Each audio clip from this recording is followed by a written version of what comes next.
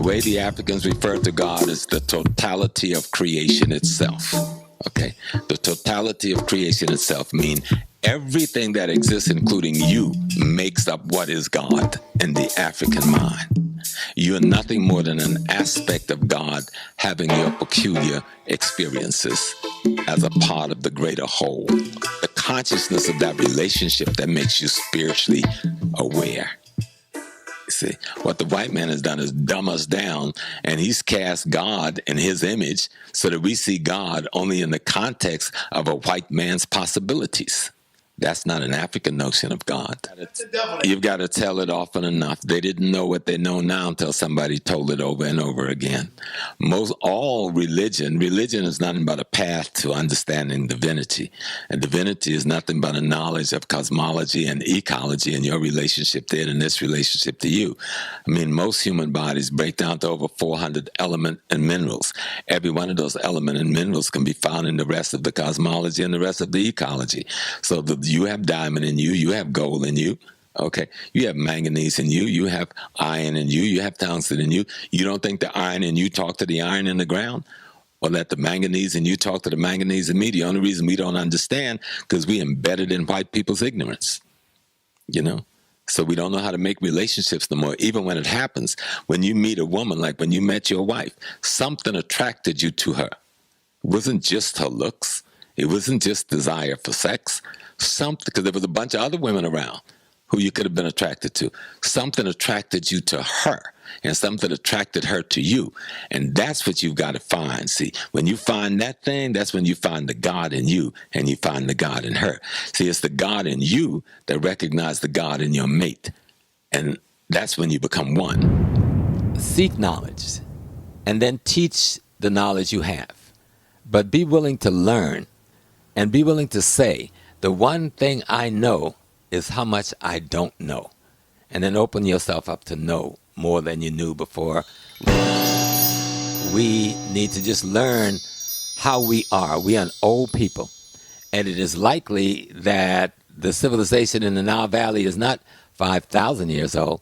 It may prove to be over 800,000 years old, with some new information that's come out about the age of the Sphinx. Well, if the Sphinx is 800,000 years old, just to get to the consciousness to build such a thing, you had to be around civilizing for a couple of 100,000 years. And so we're an extraordinary people who've been here for an extraordinary long time doing some extraordinary thing. Now we're getting our behinds whipped because we've forgotten who we are. And we're busy trying to be the thing that is kicking our behinds. Now, the way to defeat our enemy is to stop being our enemy. Kill the enemy within, and the enemy without dies. It's that easy. And that's why it's important to have the knowledge that we are trying to bring to one another, me to you and you to me, every day. So we can grow our families, grow our neighborhoods, grow our community, grow our nation, grow our race back to what it should be. Talk about the God, deity, and Kemet like they were white people having this conversation. They didn't talk about it that way. Language, Kemet, the language of Kemet is just like any other language in Africa. So what we are doing is kind of in error. We're calling these things gods. They did not. These are elements and forces of nature. Shu is the wind. Geb is the earth. Nut is the elements in the skies. They're not talking about gods. They're talking about integral aspect of the totality of divinity. And that each of these aspects has a function that makes up divinity. Divinity is every and all things at once, including you. And that's all they're saying. To understand this is to become wise. You know, not to understand this is to remain a slave. If you listen to my tapes, you got to remember, I've been speaking for 50 years. Yes. I'm talking 50. I've been giving lectures and teaching for 50 years. So I'm not new at this. I've walked with Dr. Ben, Dr. Clark, Dr. Carruthers, Dr. Hilliard. Before them, I walked with Kwame Ture and Rap Brown, the Secor brothers in the Black Panther Party. Before them, I walked with Adam Powell and Sunni Malik and Sonny Carson and Brother Willie Stocks. And so I've been out here like a long time, and I've been blessed by the ancestors and the gods that I'm still here. And if anything I got that's worth anything and that I can give to you, I'm giving. Don't mean I don't make mistakes. I got a lot of stuff wrong, but I think I also got a lot of stuff right. I will make mistakes because I'm human. I have emotional response like you. I get pissed off like you. I get it wrong like you sometimes. But the one thing I will not do, I will not stand down nor stand back. And so years ago, I made this statement, maybe 30 years ago, that Judaism, Christianity, and Islam are mere fragments from the periphery of the African cultural and spiritual system.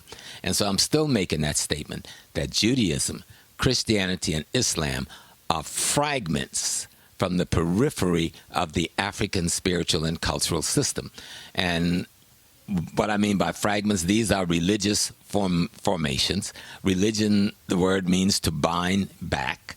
And so you have to ask the question, what is it they're trying to bind back to?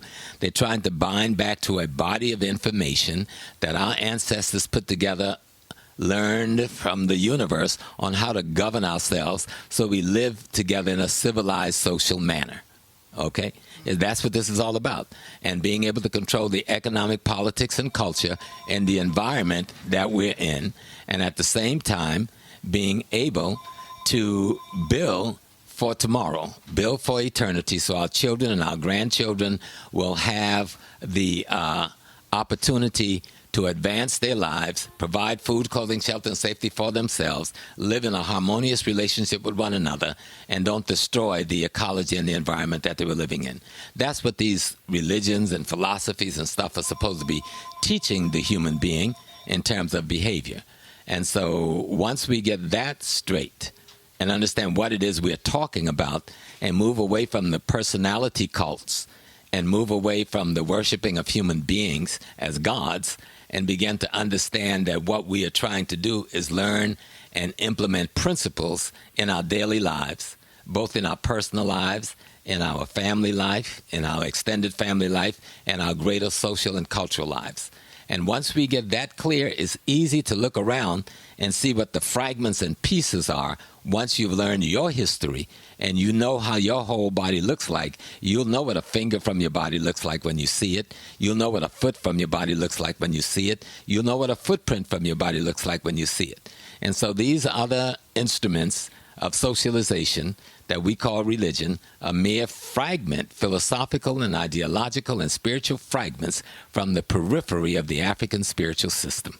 And so today I'm going to be looking at just more a survey. It's not that in-depth, a history of Christianity in Africa before the transatlantic slave trade, actually before the Catholic Church, all right, which people think is the mother of the churches, and before the Eastern Orthodox Church. Before any of these churches existed, what we are now calling Christianity in terms of form and belief existed in Africa for many, many, many thousands of years.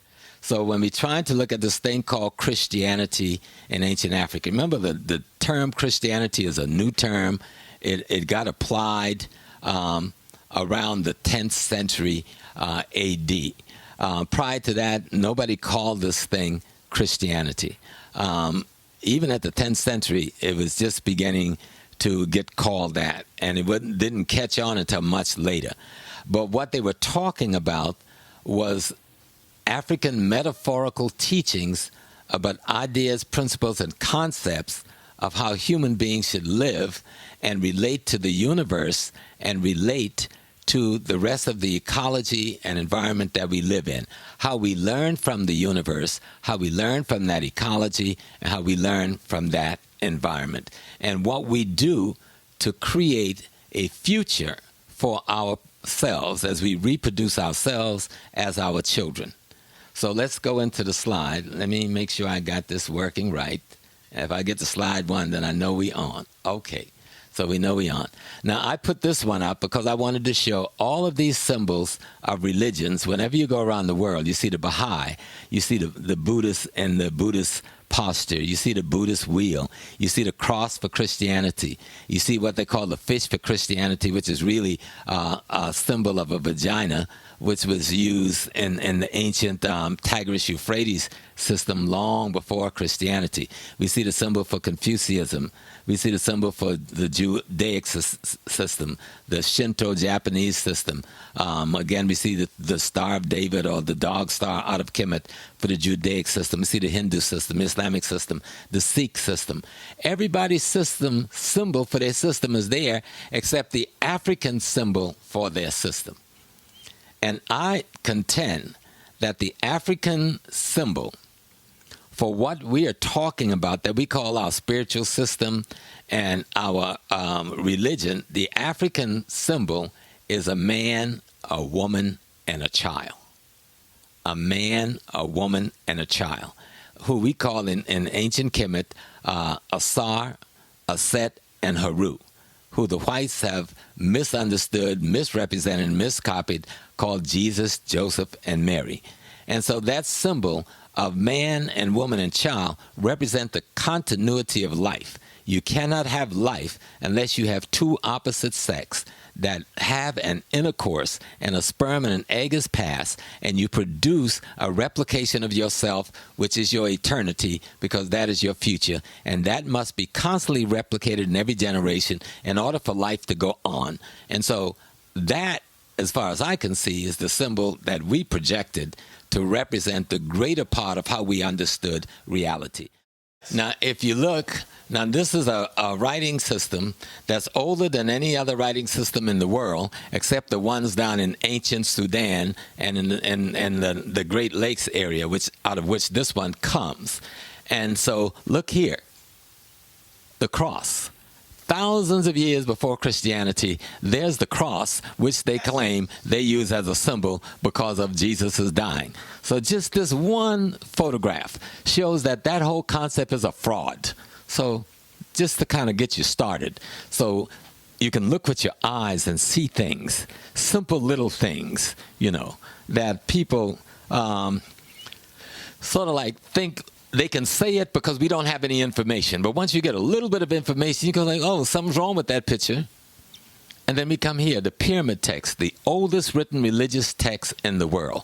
At least the oldest written religious text known to the world, because they just entered the Great Mount in Sudan, the Great Temple Mount in Sudan, and they found a whole nother set of writing there that precedes and predates these writings, and I'm pretty sure that they were religious writing. But to us to date, the oldest known text is this one in the tomb of Eunice. But even here, it wasn't new. This was somebody repeating an older text. And so in this text, what the Europeans call the book of Genesis, much of the elements of what they call the book of Genesis is found in this text. Okay? And in this text, you find God saying, I created myself out of myself. I caused existence to exist so that I might exist. And then this God, who is called Amun, that which is unknown, then says, I hicker. And when he hicker means to vibrate. It means the same thing as the word. And I hicker and I produce others. So he produces Ptah. But look at Ptah now. No, first he produces Ra. Now Ra is symbolized by the sun. That means energy. And then he produced Ptah. Ptah is symbolized by a mountain. That means matter. So now I've produced matter and energy. And he came into being out of Nun, which is water. So now you got water, you got matter and energy. And in Nun, the Nun out of which this God arrives is black and in darkness. So now you got darkness, but with Ra, you now got light. So out of the darkness into the light. So just like David looked at it later and said, let there be light. He says, I hicker and I created these. And then he said, I cough up Shu and I spat out Tefnut. Shu means the air. Tefnut means the moisture. And then Shu and Tefnut, which is female and male, positive and negative, would produce twins. Those twins would be called the earth and the skies, or the heavens, Geb and Nut. And then Geb and Nut would then give birth to the first humans. Then we're talking about Asar, Aset, Set, and Nephthys, and on. So that Genesis story that they're using is our Genesis story. Okay? So that's what I mean when I say they are fragments from the periphery of our tradition. And then when God got through making everything, our God, meaning Amun, or whatever name we call him, Atum, whatever names are just descriptions of something, descriptions of characteristics of behavior. And then it says, having done all these things, having created all that my heart desired, I then expanded in it, which means everything that is also not only of me, but is me. So we are indeed, according to our tradition, God, the divine, having the human experience. Or more clearly put, we are expressions of aspects of the divine essence having the human experience. And this is what I was talking about. In the beginning, there's Nun, the primal waters, which one might even refer to as liquid matter. And then out of it will arise a tomb. And a tomb would be that unknowable factor that caused things to come into being. And then would arise a tomb Ra, meaning the light, the energy, the radiation. And out of it would give birth to Shu and Tefnut, air and moisture. And then the air and the moisture and the energy would then give birth to what we call the earth, all of the mineral resources that make up things, and Nut, the sky, meaning all of the elemental planets that's up there. And these will give birth to Nephthys, Osiris, Isis, and Set, who would then give birth to Ra, Hathor, Horus, Anubis, and so forth, meaning the human beings would come forth from the elements of the earth and the energies of the sky. So all of what we put forth in our creation story is what they would copy in their creation story. So when they talk about Adam, Adoma, they're talking about Geb. They're talking about the earth. And when they're talking about Eve, they're really talking about Nut. Adam means earth, ground, the minerals.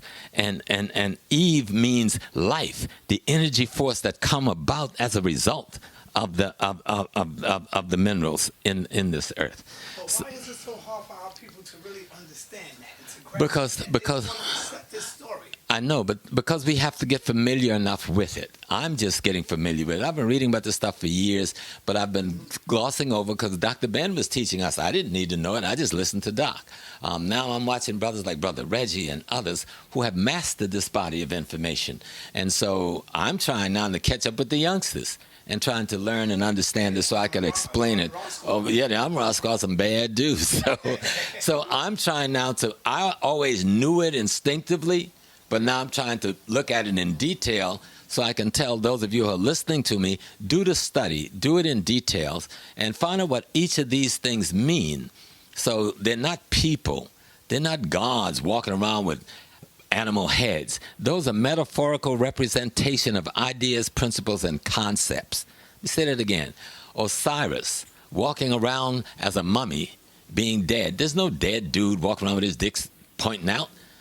That's a symbol of a concept and a principle that is alive in every human being.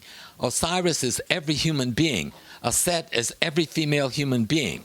You understand? The children, their children are their qualities and attributes. Anubis, Haru, and so forth. These are the quality and attributes of what every human being is capable of expressing. So let's go on. The Per Em Haru, the book of the coming forth by day, or what the whites call the Egyptian book of the dead. This is chapter 17. And I put this in because I wanted to show, I'm in Prince Hall Masons.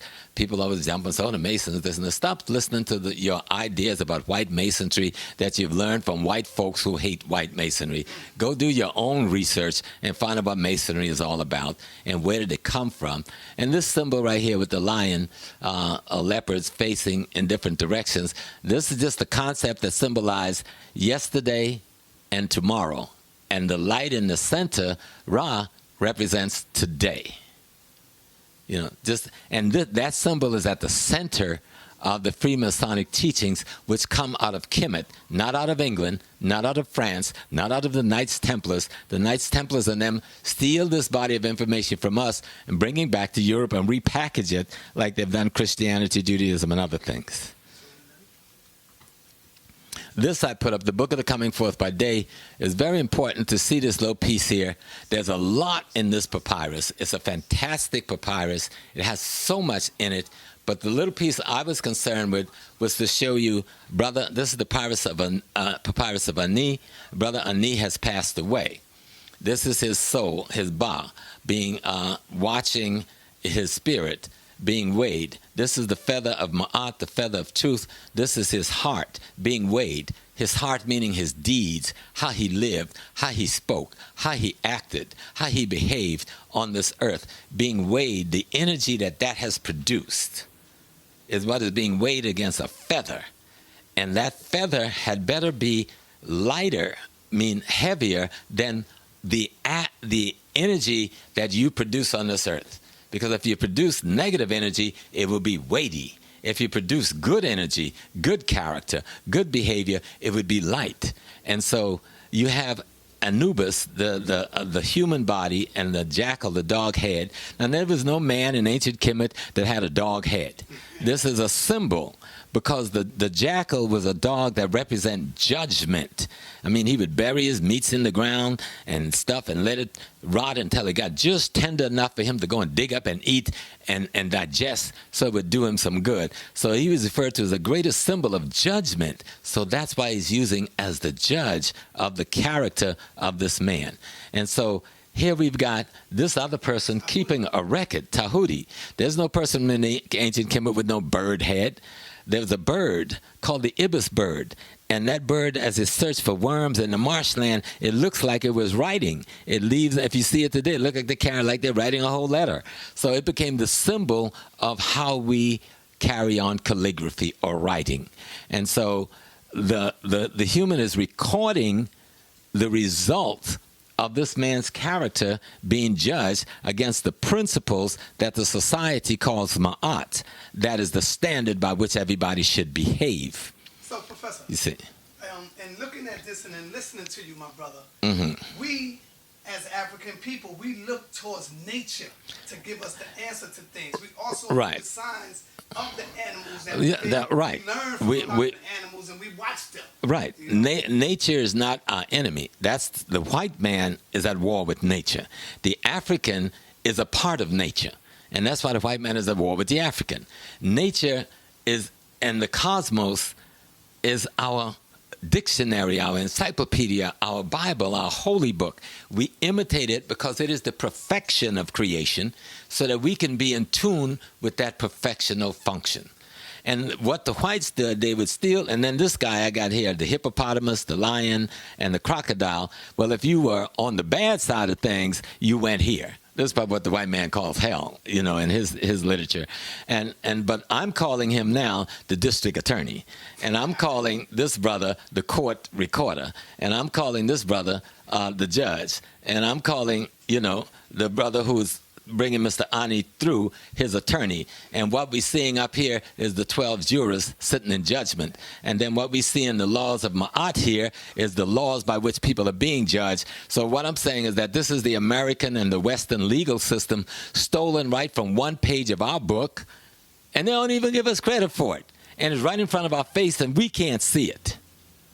They use our scale of justice. They use our Lady Ma'at as justice. They use her bandana from around her head to put over her eyes, and we still don't get it. They've taken our whole system and make us think we don't have nothing, and they've got this great democracy and this great legal apparatus that we need to learn from, when it's nothing but a fragment from the periphery of your system. The Coffin Text is the third oldest written holy book. Again, this is us, and I wanted people to be clear. Here, the priest and the priestess, and they just black as they can be. So, Professor Smalls, I'm sorry to keep cutting you off, but I want to give our people a good and clear sight. Mm-hmm. Where were the Hebrews during there was no such thing. Where were the Moors during there's no such thing. Okay. There was no Christianity, there's no Moors, there's no Hebrews, there's no Islam, there's none of this stuff. No, not at this time. That's what I'm saying. Judaism, Christianity, and Islam is fragments from the periphery of this practice that we had going on hundreds of thousands of years before they stumbled on the scene. The Hebrews was not in Kemet? They was not in Egypt? They're nowhere in our history. They're nowhere to be found. And we have the best kept history in the world to date, and the best preserved history in the world to date. And how would we not preserve something as extraordinary as the event they claim took place? So I try not to give too much credence to it other than to say these people stole fragments from the periphery of this system. You see the priest with his leopard skin. You remember when I did Dr. Ben, I tried to simulate some leopard skin over my white robe. Yes. So, and here's the priestess with the leopard skin. And they're coming to consecrate the mummy, the symbol of the body having been dead and is now being preserved for posterity. And this is another page from the coffin text. So we have the pyramid text, we got the coffin text, we've got the book of the coming forth. This is the 11th hour of the book of Gates. This is the fourth oldest holy written books. Now, these are all of our holy books written. There is no Bible yet. There is no Torah yet. There is no Quran yet. And here's all of these texts that we have written talking about life, talking about time. If you would count these, you would see we were already into the 24 hours. We were into the 12-hour cycle. We were already into the 365 plus days of the year. We were already studying the stars, studying the relationship between the stars and other things here on Earth, studying the relationship between man and energy from around the cosmos, our interrelationship with life and death. We realized that there was no such thing as death, that we both matter and energy and neither can be destroyed. We knew that way back then. We knew that when we had our babies, that we did not have babies. We simply recreated ourselves as an extension of ourselves. So each child that comes out of a human being is that human being deposited themselves into the future. That's our culture. Again, from the Book of Gates, another page. I just want to show we had these books. Another second from the Book of Gates. I'm not going to go into the detail. And this, when we talk about the primordial waters of Nun, they use this symbol of a human being as water to symbolize the waters of Nun. The waters of Nun is that thing out of which all things come into being. And in the Book of the Coming Forth by Day, our God, Creator Force, said, and having created everything in the world and having then deposited myself in everything, I then realized that I came forth from my mother, Nun. So the African Amun and Atum Re says that they came forth from a woman, and that the woman, or the feminine element in nature, was the ultimate deity. I didn't say that. Our ancestors say that there's no book older on this subject than that. God Amun, the hidden one. There was no God looking like this, that had this little gold crown on. This is the conception of the mind of an African. If God was a human being, this is the way God would look, like them, okay? So this is the African projecting God in their image. So they said if God Amun was to be on earth as a human, this is the way God Amun would look. Woo. Awesome. And another golden statue of the god Amun. God, what they call and I have the NTR, that's Kut, NTR, the Neter, which we call God, Neter God, represent the darkness. Now, Kut was the opposite of boundless.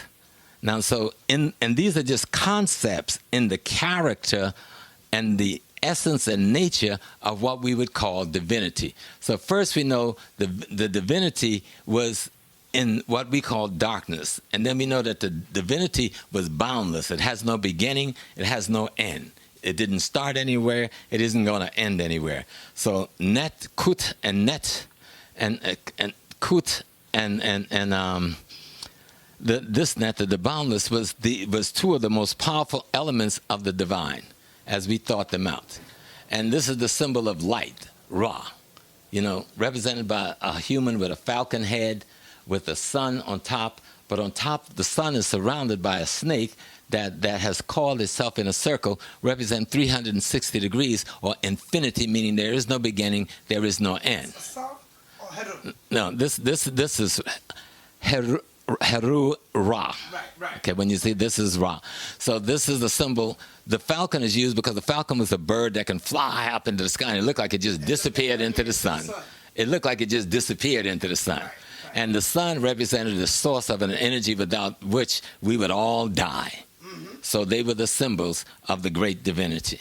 And of course, this is the god Ptah. I love Ptah because his skin is always black. He got his little afro hanging up there, and he's my man. And Ptah is the architect of the universe. He represents the primordial hill, the matter, the things we use to build all the things that we build. So if you find in Freemasonry, they will always refer to secretly Ptah, but in the open they call it the great architect of the universe. But once you get into the secrets, they'll tell you that this is Ptah. And all they're doing is talking about the concept of what is necessary to build that which will sustain the human family in an orderly way, in a civilized way, so that they can recreate themselves for posterity and for eternity. And this is a symbol of Shu and Tefnut. Shu represents air, which is a brother sitting on the throne with a feather almost like Ma'at. And then Tefnut, who's a sister, symbolized by a lion with the energy and the power of Ra on her head. And so Shu and Tefnut, air and moisture, will then produce the earth. You know, again, this is Tefnut, which is moisture and the wife of Shu. And they would produce Geb and Nut. They would produce Geb. This should be reversed. Geb should be the earth, and Nut should be the sky. So that's my bad. But remember, Geb is the earth. All the minerals, zinc, iron, cobalt, all of the diamonds, the gold, all the silver, all the minerals that's in this earth is in the human body. You know, we made up of all those minerals. And then the energy from all the stars in the skies and the sun is in our body. And we made up of those, the energy and those minerals give us life. Before you go on. Yes. So, family, let's correct it. Yeah. So the brother will tell you. Reverse it. Geb is earth, and Nut is at the top. So, right. So y'all don't say, brothers. Yeah. We only human. We make mistakes. But we correct it. Yes, sir. Yes, sir. And this one, now we get into the concepts, principles, and ideas that we are more familiar with. And the first Madonna and child worship along the Nile, Aset, the Holy Mother, and Heru, the child born of Immaculate Conception, to Asar, the divinity. And you see sister sitting with her breast in her hand, where she's giving nutrient and nurturing to the child. And the third piece of this is the father, who is Asar. And that's why I'm saying the symbol of our divinity is the mother, child, father, or the mother, father, child. And it is this symbol that will become, throughout the Western world, the Mary Jesus symbol, the Madonna child symbol. And they will not make any reference back to this African symbol, which is hundreds of thousands of years older than them. Matter of fact, on the 11th of September every year, this concept is celebrated in Ethiopia as the Ethiopian New Year. It is the biggest celebration in Ethiopia. And this is Asar. Look at him. This is the way we carved them back in the day. We knew we was black, so our God could only be black. This is the way we saw Asar looking. And he's carrying the shepherd's staff that later Christ would carry, because this would become the Christ character in the Christian tradition. And this obelisk, which we see in Washington, D.C., a copy of it in Washington, D.C., is the symbol of this Tekenu, which in our metaphor, when he was killed and lost his capacity to produce, that woman was able to cause him to get a hard-on like granite stone. And he then was able to reproduce God itself. So it is saying that we never die. This is about no death. No death. And that all of what we call death is simply a spirit in transition, always resurrecting itself. And this became the ultimate symbol of that resurrection. And of course, I love this one because it's the 12 divine disciples of God on earth, or the original 12 disciples known as the Neteru. So before they took our symbols of Aset and Asar, Mary and Jesus, Aset and Heru, Mary and Jesus, and then Asar as the Christ adult. then they gave him 12 disciples. Well, before that, we had the 12 disciples: Haru, Seth, Thor, Kanum, Hathor, Sebek, Ra, Ammon, Ptah, Anubis, Asir, and Aset. So here is the 12 disciples. And when you look at the name of the 12 that they ascribe in their metaphor, because the story of Jesus is not a true story, that's a metaphor, a European Western metaphor based on your metaphor. This is us trying to explain nature to ourselves and how it functions in the laws. And each of these 12 qualities and attributes, or multiple sets of quality and attributes in each one, is present in the human character as a possibility of human development. And if you understand that that's what religion and spirituality is supposed to do, is give you the tool to develop within your character any one of these multiple strengths that we call the netters, and they call disciples. The ancient Egyptians, of course, were black. And I put this picture up there because it's so beautiful, with the sister with her locks. And they weren't called dreadlocks. Dread is a British word. The British didn't exist yet. The English language didn't exist yet, so they couldn't have been called dreadlock. Dread is a British word that means fear. And in Jamaica, where they encountered it in other parts of the Caribbean, the priest class that was waging war of independence out of slavery, they all wore their hair in locks then, as they do in Africa today. And the British said, we dread the lock-haired ones. And from that, we got the dreadlocks. But it was the white man saying we dread the lock-haired ones. But you can see the lock-haired ones was there from the beginning of time.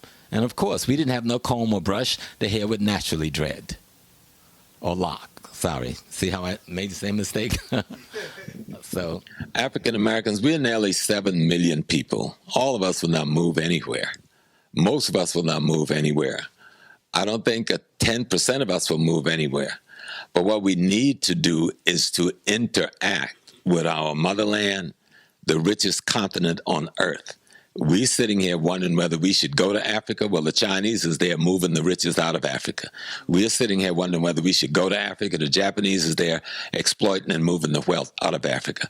We're trying to figure out whether Africa is important. The American corporations are there extracting the gold, the diamond, the cobalt, the manganese, and the wealth out of Africa. No. We need to, Malcolm said, we didn't lose our name. What he said, he didn't lose your name, you lost your mind. We've lost our mind. Africa is the richest place on earth. It is one of the most underdeveloped pieces of real estate on the planet. You want to create a new nation? You want to create a new world? Go help them create that new nation. Help them create that new world where your grandkids and great-grandkids can be born and grow up free. Why stay here just to complain about Jim Crow? Maybe this generation here won't go. But let's hope our grandchildren and our great-grandchildren say, we want to build our corporation in Ghana, Nigeria, Cameroon, Togo, okay? We want to raise our family in a community where people treat them like human beings. And you can walk your street without fear of being shot down by a stray bullet or beat to death by the law enforcement mechanism that's supposed to be protecting you, and a government that won't act on your behalf. No, Africa offers us everything we say we want. And like I said, we know it's unrealistic to think that most people will move. But it is not unrealistic. It makes all the sense in the world that we begin to put our money where our mouth is, and we begin to invest our money where it makes sense. And Africa is the place where investment now makes sense. Not just the African Americans, but the Africans from the diaspora. So Africans from the Caribbean, Africans from the United States, Africans from Canada. And this is a struggle that's been going on since Kwame Nkrumah, 60 years ago, led the revolution that freed the country. And so when that happened, you had people like Maya Angelou, you had people like Dr. Lee, you had people like W. Du Bois, you had people like, any number, Julian Mayfield, and other African Americans who went to Ghana with Nkrumah to help build the new nation. Dr. Martin Luther King went there and was with him in 1967, something most people don't know. And when Dr. King returned from Ghana, in 1967, after the independence rally, he wrote a speech called The Birth of a New Nation, an extraordinary speech which everybody should go online and get and read, because you'd forget about that habit, I Have a Dream, if you read this speech from 1967 after he returns from Africa. So the significance of giving the citizenship, African Americans especially, and other Africans in the diaspora have been fighting for that for decades. And we have even fought with the African unions to maybe give us a special African Union passport. Other nations have made offer, but nobody has done it. So Ghana has opened a door. Ghana has led the way and give citizenship without any pre-qualification other than the basics to formerly enslaved Africans, and says you can be citizens in this land. The significance of that is that the door has been opened now for every other African nation to do the same thing, and I'm sure others are going to follow. And with that's going to come many African Americans who will be comfortable enough, especially those with large sums of capital, to begin to invest their capital in Africa to build the African infrastructure and develop those nations. That is the hope, that we would begin to develop a new relationship. So there's a possibility now not just to go and visit, but to become a part of that nation itself as one of its citizens and move our wealth from America, where we are treated like trash, to a place where we can live and be treated like human beings. And I think that's a great part of what the significance is. Now, this is a painting from the tomb of Ramses III in 1200 BCE. It shows that the Egyptians perceived themselves as black and represented themselves as such without possible confusion with the Indo-European and the Semites. This is a representation of the races in minute detail, which guarantees the realism of the colors. Throughout the entire history, the Egyptian never dreamt of representing themselves by type B or D. This is B, the Asiatic type, and D, the European type. And this comes from the book by Cheikh Anta Diop, Civilization of Barbarism, by Cheikh Anta Diop on page 66. So the Egyptians saw themselves as black, and this is on the wall of the tomb, and they saw the rest of the Africans looking just like them, and it was just as them. They saw the Asiatic type or the Eurasian type looking like this, and they saw the European type looking like this, and they painted on the walls, and they left it there to this day. So let's not be confused anymore, wondering who was who and what was what. This is a scene, excuse me, that, yeah, I could use a little water. This scene comes from the wall of a temple in the Sudan, and this predates the what we call the dynastic period in Kemet. There's a kingdom in the Sudan called Karma. It is a civilization that loaned itself to the civilization that would expand and become Kemet. So before there was a Kemet in the north, there was this civilization already functioning for thousands, probably hundreds of thousands of years earlier in the south. You see the leopard skin across the arm symbolizing that this is a priest. They're bringing wealth and gold and symbols. You can see that we weren't just brown today. We were black then and brown then. We didn't get brown because of the white man. We were brown and black from the earliest time. The brownness came out of our blackness. And so we ought to be clear when we play with ourselves in these conversations about who we are. We need to learn more about the ancient civilization in Sudan. I'll be going to Sudan this summer. I'll be visiting Karma for about a week and the great Temple Mount Jabril in the Sudan. Hopefully I can get some good photographs to come back with. Abydos, the oldest city of Upper Egypt, 5,000 to 3,100 BC. Now, I put this enormous temple there because when this Abydos is built with these beautiful, powerful temples, with these powerful pillars, there is no Greece yet. There is no Rome yet. There's no Ionic civilization. There is no Doric civilization. This is just the black folks being black folks doing a black thing about black folks.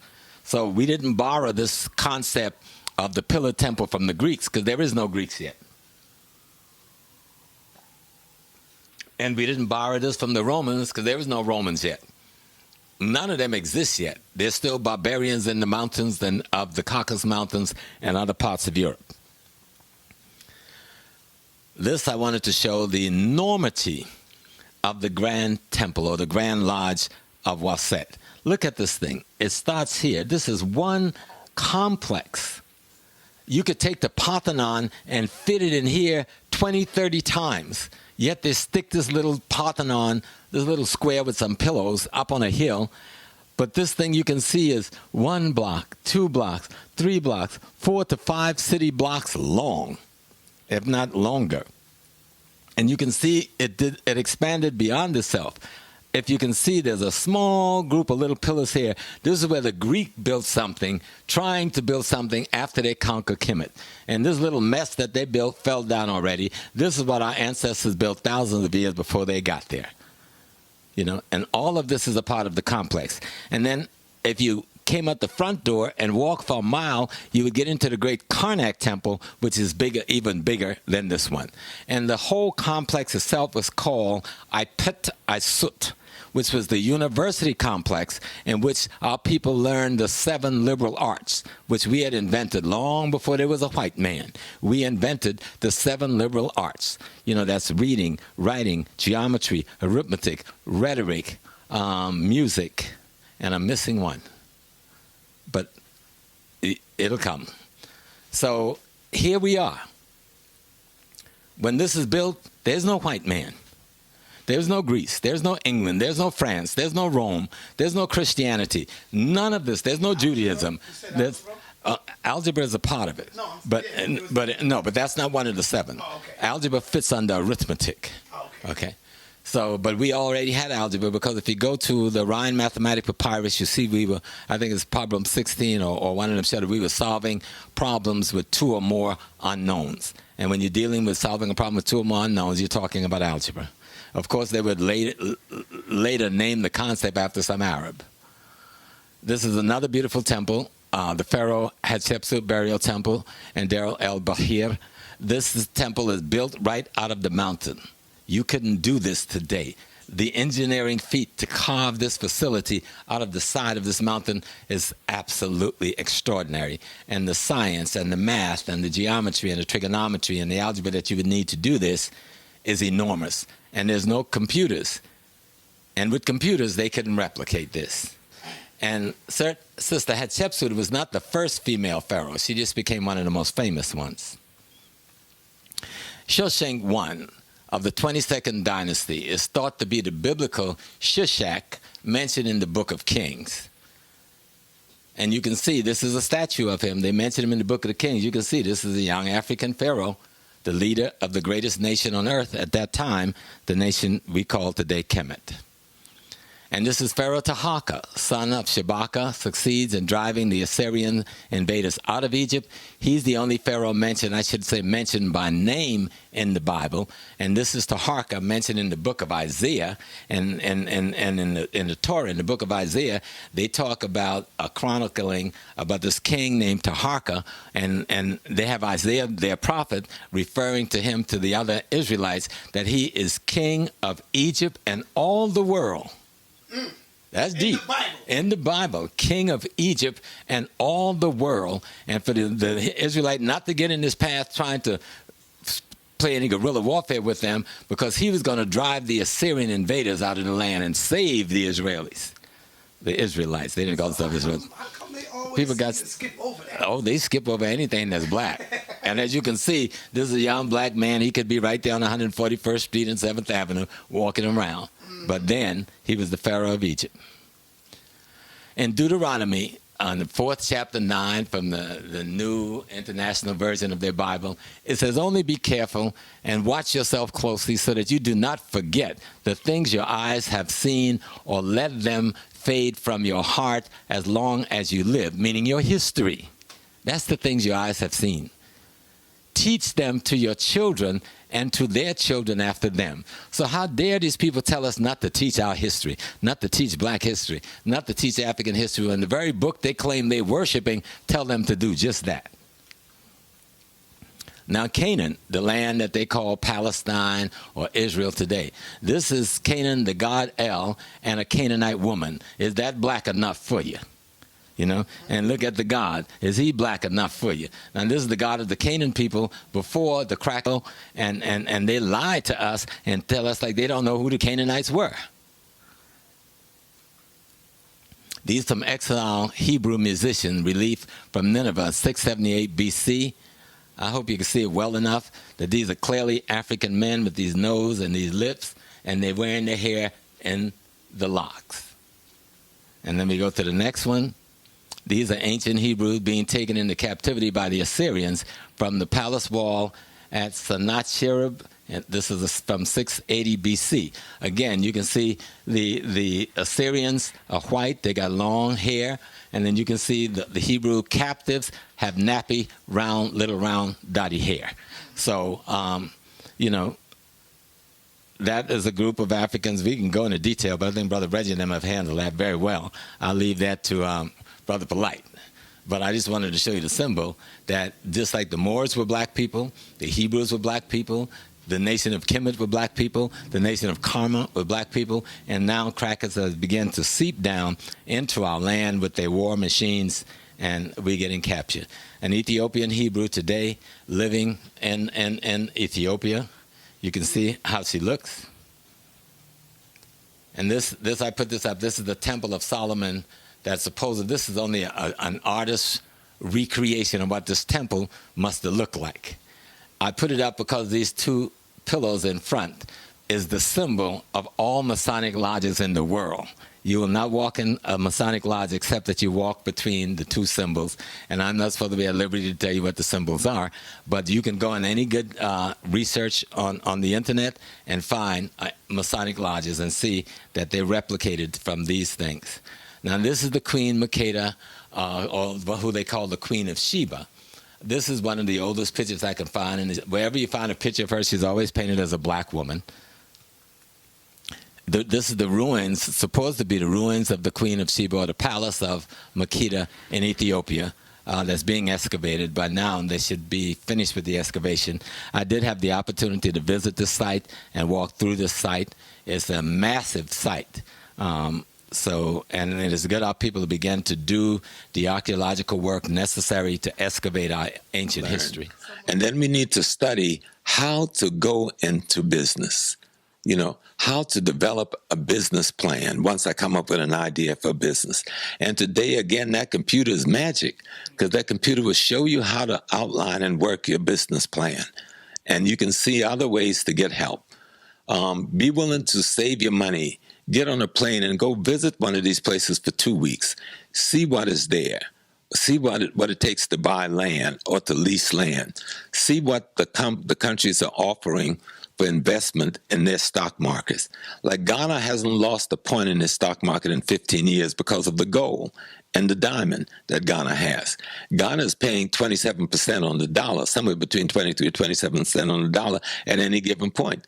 So you can just go over there and kind of leave a few $100, a few $1,000s in the bank and be looking good next year, But we don't think of Africa in that regards. But we need to begin to look at Africa in that way.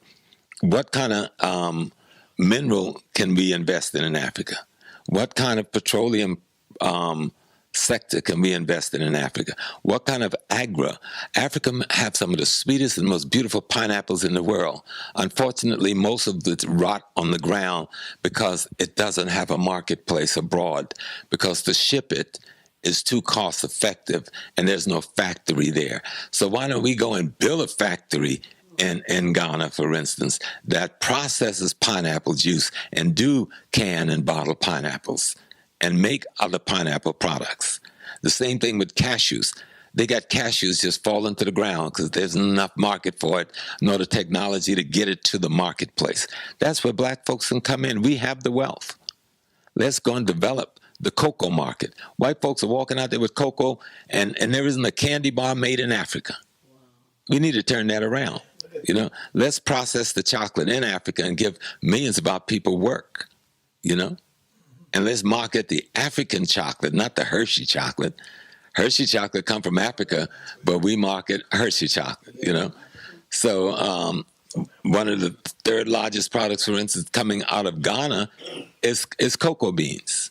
It's gold, oil, diamonds, then cocoa beans, so the fourth. And cocoa may outdo diamonds, I think. And you can do that in almost any country in Africa. But it takes the courage and the self-respect to go and do the investigation and the research that we should do. Because everybody else in the world is there. Sometimes when you get on the plane, if you took Delta right now, most of the people that'll be stepping off that plane will be Mormons, Jews, other white families coming there to invest and exploit. And we sit around over here. You got to see who's getting off the plane. You know, if you want to save your ancestral land, you really love Mother Africa, it got to be more than a conversation. It's got to become a part of your reality. It isn't that many problem, it's that there is not the connection. For the same reason the African Americans are not connected. It's the same reason the Africans from the continent and the African Americans are not connected.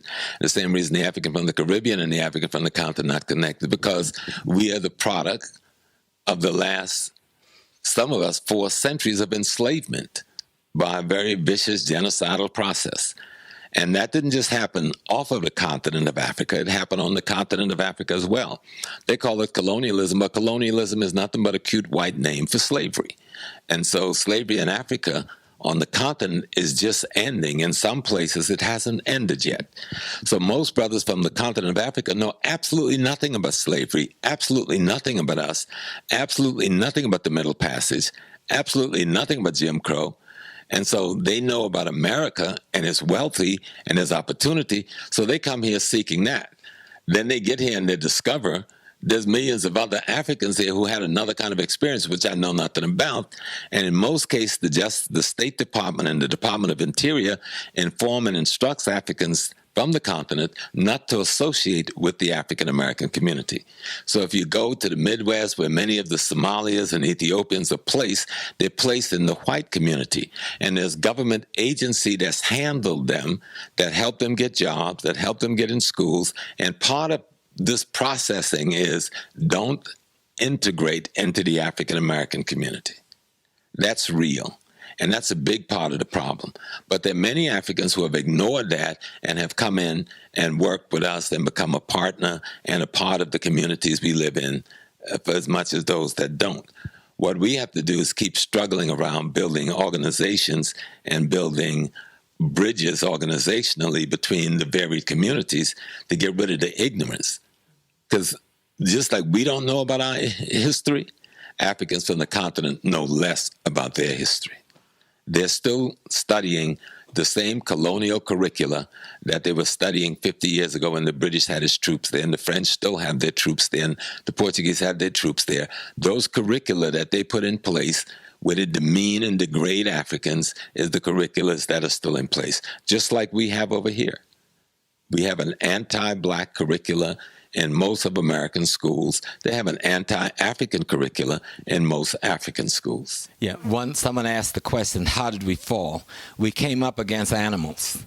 We came up against people who came out of war cultures. We came up against people who didn't love human life, who didn't believe in the divineness of the human being.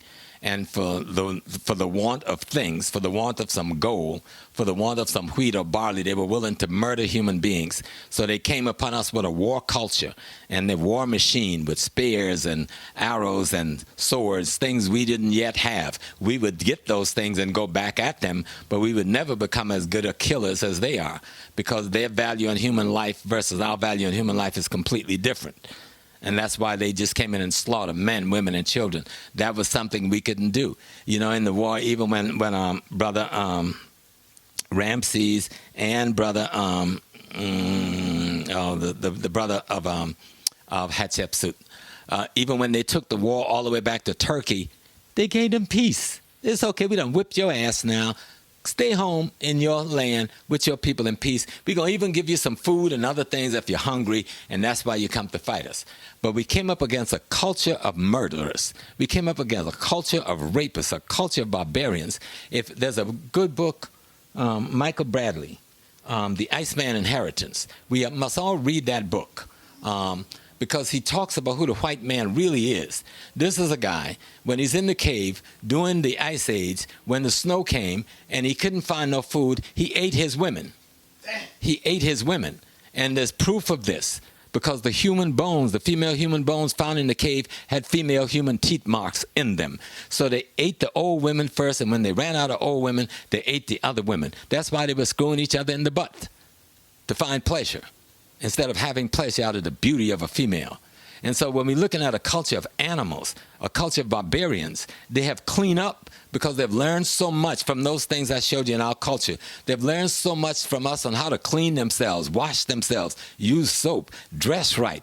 But that behavior, that hasn't changed. That's why he's still making nuclear bomb and neutron bomb and biological weapons and shooting us down in the street and killing our sisters in the prison and all these things. The same barbarian is still in the head. It just looks different today. That's why we lost. But we haven't lost. The degree to which we lost is the degree to which the fear have us wanting to be like them. The fear of them having us wanting to be like them. When we learn about our own history, when we learn about our own divinity, and we lose the fear of dying and lose the fear of them and stop wanting to be like them, they will die. They're only 1/9 of the world's population. They only live because we are sucking at their titties and have them sucking at ours. When we stop that process, they will die. Matter of fact, all white nations, America included, right now is at minus birth rate, meaning more of their people are dying from natural death than they can give natural birth to. That's why they have so many pills and machines and all kinds of giving these artificial birth, adopting and kidnapping other people's children to infuse their blood system with melanin to keep themselves going. But we need to just pull away. We need to stop trying to imitate them. Stop trying to be like them. We're going to be better murderers than them, better dope dealers than them, better profanity than them, better killers than them. Then how can we kill them if they have become us? And so that's what the spiritual warfare we're in now is about. That's what this discussion is about, is that our spirituality should trump their barbarism. The ancient city of Aksum in Ethiopia, it is in this complex here that this thing that the so-called Hebrews call the Ark of the Covenant, which they can't produce for nobody. The Ethiopians said they can't produce it because we got it. And each of the Ethiopian temples, this is another picture of that same, the modern part of that temple. And this is a close-up of the temple where they say this ark is being kept. There's a big electric fence around all of this, which we can't see in the photos, and soldiers with machine guns and stuff that guards us. So they got something up in there that they're not letting the world into. And in each of their temples, their churches, what they call their mother churches, they have a replica of that ark in the Holy of Holies, where only the priests can go. I put this here because we wanted to look at it again, refamiliarize ourselves, especially because tomorrow is going to be Good Friday. And last week you had Palm Sunday. And next Sunday you're going to have Easter. So this is the original African mother and child. This is the Ethiopian version of the black mother and child. And this is what we got coming out of Europe, the white mother and child, which have now been imposed on the whole world through the barrel of a gun. In the history of Christianity in ancient Africa, St. Catherine's Monastery in Egypt, which is south of Sinai, is 335 A.D. You remember, it's 325 A.D. when they come up with the Bible, right? When they start writing the Bible, they really don't come up with it for another 70 years or so. So here's this monastery, which is already there, and they don't even have a Bible yet. So what's this about? What are they teaching then?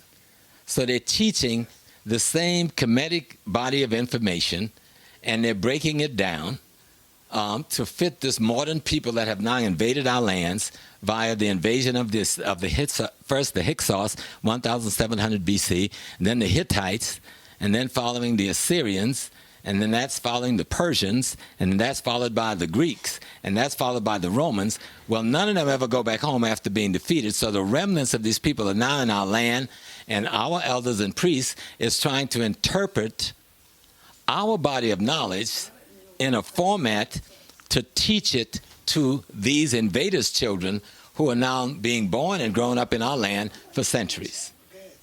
You know? And then there's another great building, the ancient Coptic church. and the elders, which is the eldest of all Christian church. Now, the ancient Coptic church today is headquartered in Egypt. And I'm going to show you something on the next slide that should help your mind understand. The ancient Coptic church came about when Constantine called the Nicene Conference and called many of the brothers who was teaching this African spiritual wisdom together that was now under the Roman invasion and domination, to try to put together a document that would be common for the entire Roman empire. And that document comes out to be what we call the Bible today. And according to the Pope before this Pope, 7 of the 10 men writing that document were Africans. And so the Coptic Church, a brother named Arius and his followers, break away from that discussion in Nicaea that Constantine is having, because they disagree with the notion that Jesus is the Son of God and born to the earth, and God came down and walked as a man. They said that was ridiculous. They disagreed with that. Their concept was that all human beings have the potentiality of the divinity. And so they escape and they go back, they make it back to Egypt. Arius, their leader, will be murdered later on, but the movement that becomes known as the Coptic Church continues till this day. Now, this is the Coptic Church, Christ and his disciples being depicted as African. This is one of the oldest paintings of Christ and his disciples anywhere in the world, and it is in the Coptic Museum in Cairo. So just spend a little minute marinating on that, since this Easter thing is popping up. So here's how the Africans, before the Bible was even finished being written, depicted their teacher, who the West would later call the Christ, and depicted those who were the disciples of that teacher who would carry on his teachings. And this is in the museum, the Coptic Museum in Cairo. You can go see it today. There is no white painting of Christ yet anywhere in the world. There's no white painting of the Last Supper or disciples anywhere in the world for another 500 years. This is another picture from the Coptic Museum. This is the conception by righteous Anne. Anne is the most holy mother of the god. Saint Anna is the mother of the Virgin Mary, and was the youngest daughter of the priest Nathan from the Bethlehem, descended from the tribe of the Levites, and the Levites, of course, these are the people who were the priest class. And so in the African picture, there ain't no white version of Jesus yet anywhere in the world. In the Coptic Museum, this is Jesus, the black man with his fro, and this is his grandmama, okay, Anne. And he's giving her a hug. And this is how African is painting their metaphorical representation of their teacher before the crackers take it and turn it into their thing.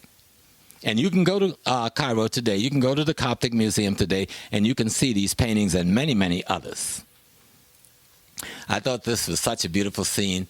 This is Ethiopian Christians celebrating, I think, the coming of spring, which the West call Easter. And so I just thought it was such a beautiful piece, them doing this, because when they're doing their thing, there is no Catholic Church yet. There is no Protestant church yet. There's no Luther Reformation yet. You understand what I'm saying? There's no Methodist, there's no Baptist, there's no Episcopal, there's no Catholic. None of that stuff exists, and yet we are celebrating this tradition, which goes back to ancient Kemet, and the metaphor that's expressed by Haru and his mother Aset, metaphorical mother Aset and father Asar, which comes from the pyramid text story of the beginning of creation. But we know if America's not going to be fair with 50 million of us that live here or 60 million of us that live here, why are they going to be fair with anybody in Africa? Yet our brothers and sisters in Africa think they got a special relationship with white people, and there's something wrong with why we look at the murderers and the rapists and the enslavers in the way we look at them.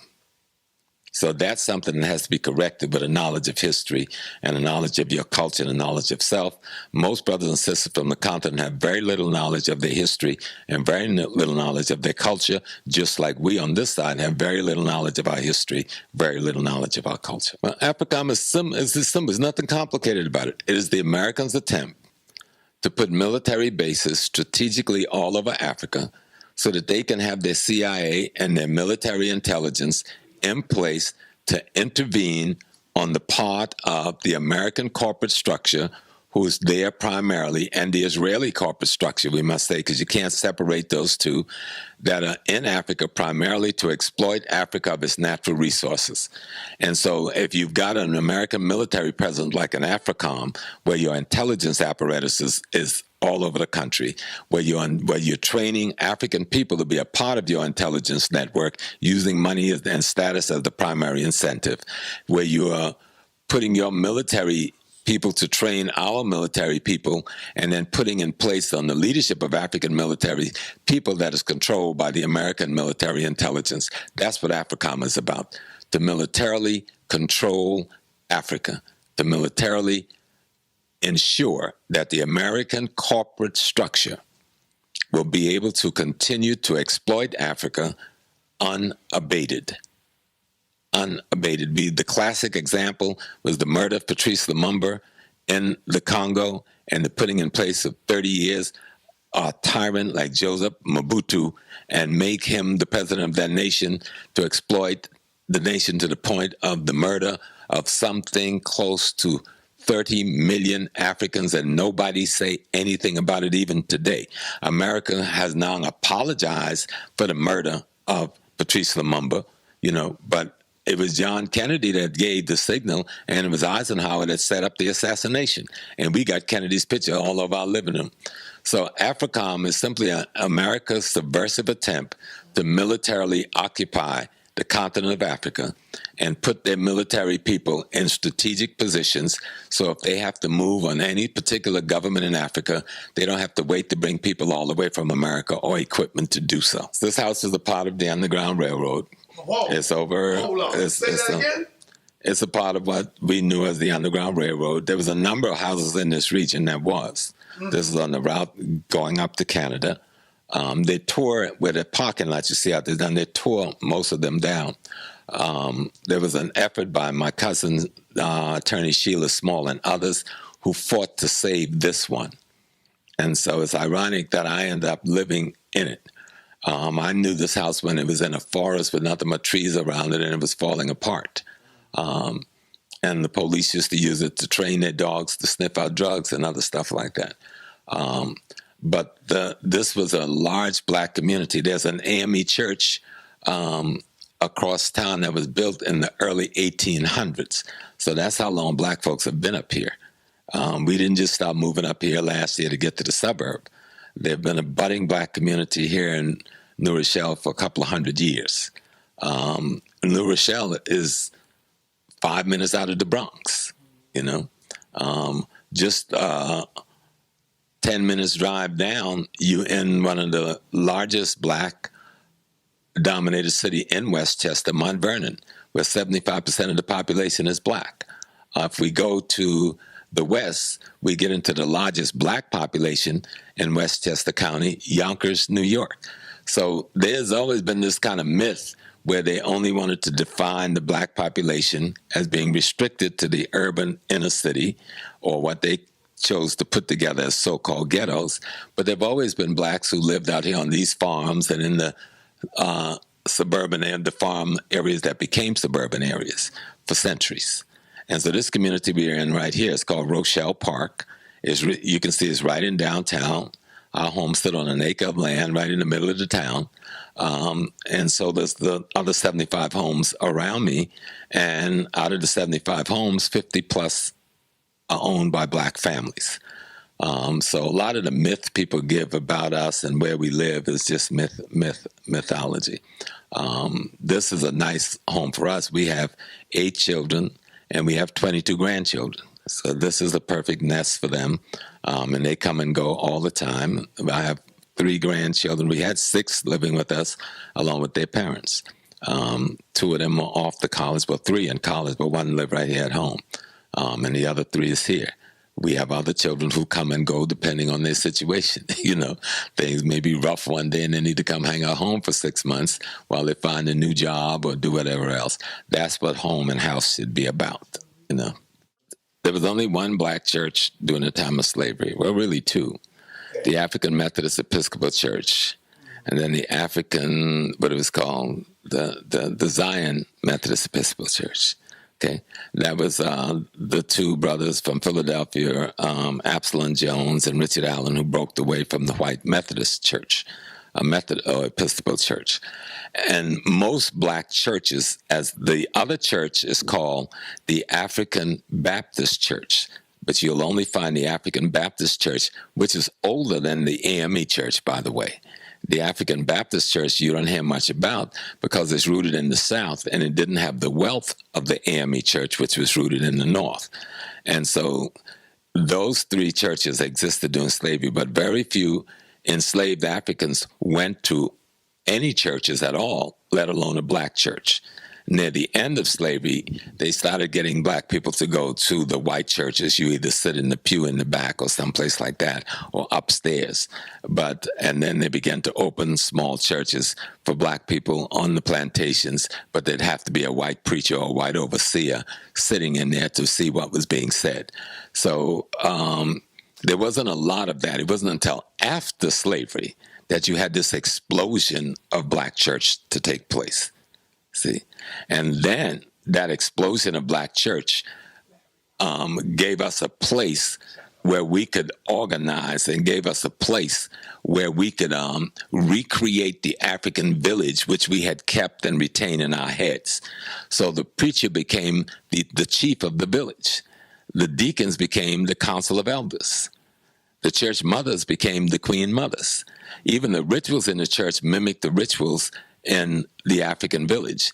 Like all African village had an age group process where everybody 13 this year was processed into going through the rites of passage to become adults. Okay. In the Baptist churches in the South, everybody was 13 in any given year, was rounded up and brought into the church and tutored to come into the church as a member. And you had to go on something called the moaning bench, where you sat on your knees at this bench, either with blindfolds on or with your eyes closed, and you went to a ritual very much like the ritual you would go to today if you were initiated into the Yorubas or the Akan. And you had to get, they said, the Holy Ghost. In Africa, they said you have to become possessed. Okay, so these are not in white churches. These are African rituals in the black church. So the church became the African village. After the 1950s, then we began to get a lot of these trained theologian trained by white people, trained in white institutions, coming and taking the church over, and the church became a business for them and their families, and not an instrument to politically organize and train. One of the things the church did between slavery and the 1950s, the end of slavery in this country in the 1950s, the church provided the basic training. We couldn't go to no college. Very few colleges was opening. So the church was the one where people went to learn church and the lodge. And the lodge, Prince Hall, and the churches was in full partnership.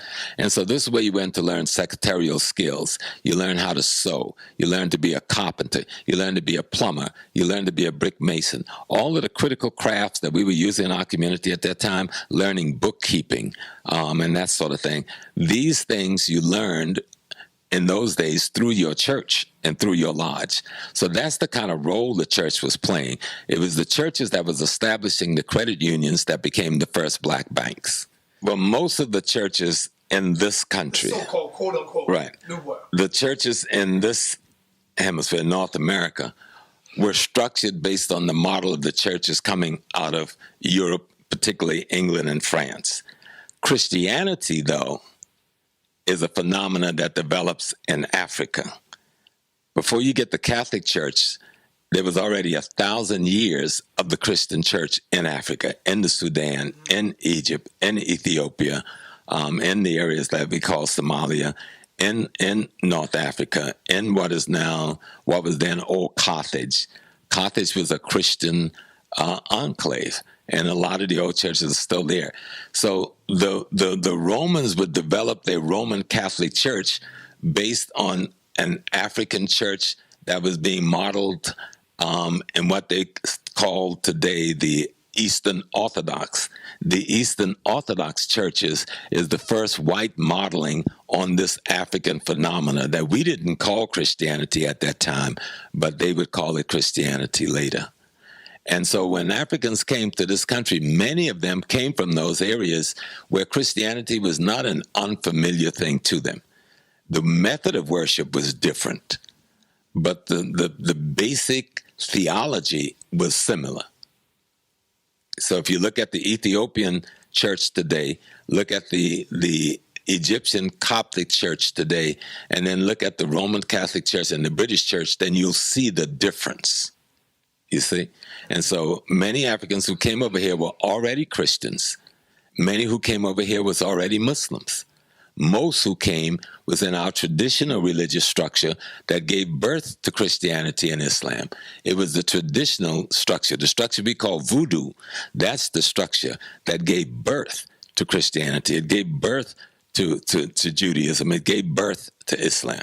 I'm glad Donald Trump is the president of the United States. Hold on, Smalls. Let me tell you. Bang on you for that now. And I can bang back, and I'm a bigger banger than most people out there. Why are you glad that Donald Trump is the president? Because would you want the Zionist Jewish harlot whose husband put into place minimum sentencing act that put more of our brothers in the penitentiary than was put on the slave ship? Would you have want into the presidency the wife of the man who worked with Oliver North and General Secord to bring the cocaine into Arkansas at the National Guard Air Base that became the crack cocaine that caused the death of all those hundreds of thousands of our brothers and sisters? Would you have want in the presidency the woman who orchestrated the murder of Muammar Gaddafi and the destruction of Libya and set Africa back about 50 years in terms of its unity? Would you have want into place the people who run, what's that program that killed more babies in our bellies from abortions than was killed in the Middle Passage? No, I wouldn't. So I'll take this little cracker man and I'll deal with him. Right. Like we deal with the other 43 cracker men that has been the president of the United States. He ain't nothing new. All right? And for those black elected officials saying, we ain't going to talk to him, we ain't going to sit to him, let me tell you what's going to happen. He's the president for the next 4 years. Everybody else going to be at that table sitting with him and getting what they can for their people. You better get your black ass down there too, or get the hell out of Washington and let us send some of these young brothers and sisters down to represent our people who know how to sit with a Donald Trump without being afraid of him and get from Trump where they got to get and bring back to our community. That's why I said what I said the way I said it.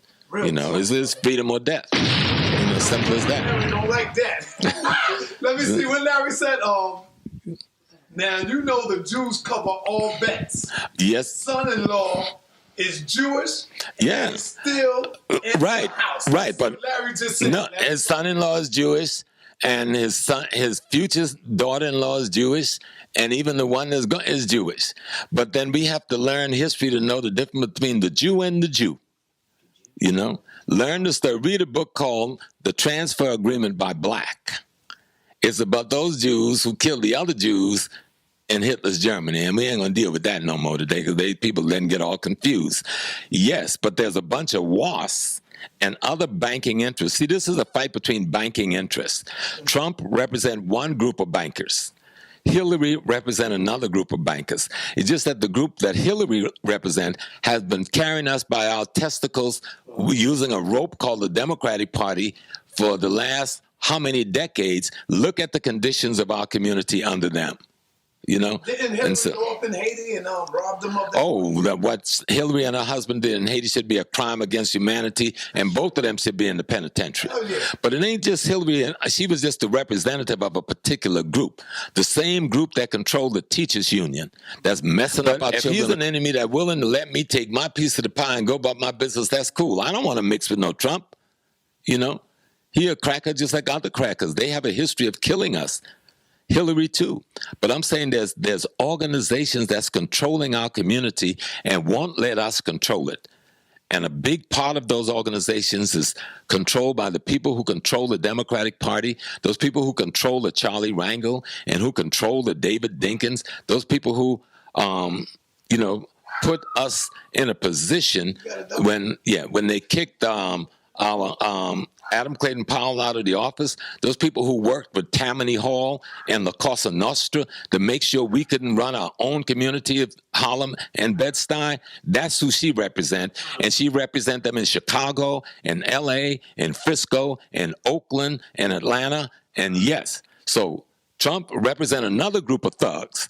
I'm just deciding which group of thugs I can have a better relationship with in terms of getting what I need to bring back to my Harlem and not have somebody control me and tell me that I can't even sing the music they didn't want me to sing. The group she with, they're the ones that told Teddy Riley that you can't sing rhythm and blues. Either you do rap or your stuff won't leave the warehouse. So Teddy had to broke up Blackstreet just to get free of them. They're the ones that killed Sam Cooke. They're the ones that control black music the way they do. They're the ones that brought gangster rap in a filthy way and destroyed the real rap movement that was a liberation movement. That's who I'm talking about. And research what I'm saying.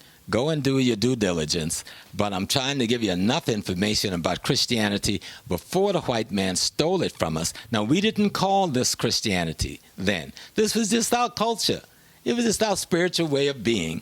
And the stories were just our metaphor to teach our concepts, ideas, and principles to ourselves. So let's come back to this, because this is an important building.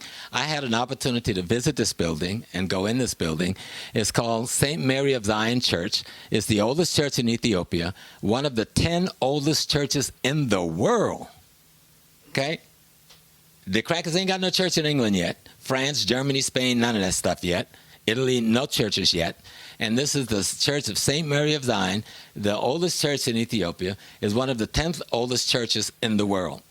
And it's there because when Christianity is not an Ethiopian phenomenon, this brand of it, what we know as the Byzantine Empire, that part of the Roman Empire, who took the work that was initially done by the people at the Nicene Conference, and they established what we know today as the Eastern Church or the Eastern Orthodox Church.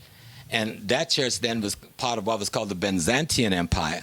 That was the Roman Empire once it became Christianized, but it wasn't called Christianity yet, okay? And so one of their leaders coming down the Red Sea, the king boat sank and the king died, and his son was rescued by the Ethiopians and raised for some years by the king of Ethiopia along with the prince of Ethiopia. When the boy got old enough and returned back to what is now Turkey, but was then Byzantine, and he then reintroduced this religious form to his friend, the prince of Egypt, who was now the king of Egypt, as he was now the king of the Byzantine Empire. And that's how this church in this form got started in Ethiopia. But even at this point, as it's being developed as the early Christian church, there is no Roman Catholic Church yet. The Roman Catholic Church would emanate out of this church, okay? And I'll show you that on a graph in a few minutes. But what makes this church important, the Queen Mothers of Ethiopia says, no, this is not our form of how we look at our culture spiritually. This is a foreign way of looking at the culture. So they burned all the churches in Ethiopia down. And this was the only one that was saved by the king. And so that's what makes it significant. So till this day, they don't allow any women to enter this church because the women burnt it down. But as a male, I was allowed to go into the church. And that's when I saw a 6th century painting of the Madonna and Child, black and as beautiful as can be. The Madonna is wearing a blue dress with gold trim. The child is wearing white with gold trim. And it was a tapestry over 6 feet tall from the 6th century. Michelangelo's great-grandmama wasn't born yet. And he paints the first one in Europe. This is a 5th century Byzantine church foundation in Ethiopia. So if you're talking the 5th century, the Catholic Church don't exist yet now. Y'all understand me? So you'll understand what I'm talking about with Christianity in Africa before it's in Europe. But we have a different form. And if you go look at what's going on in Ethiopia, there's nothing in Europe that resembles what's going on in Ethiopia. And after the Byzantine Empire falls, the Ethiopians will fall under the leadership of the Egyptian Coptic Church and will stay under the Coptic Church until the 20th century. When under Haile Selassie, they will establish their own, or under Menelik, they began to establish their own bishop in partnership with the prelate from Egypt, and then under Selassie, they will establish their own autonomy from the Coptic Church of Egypt.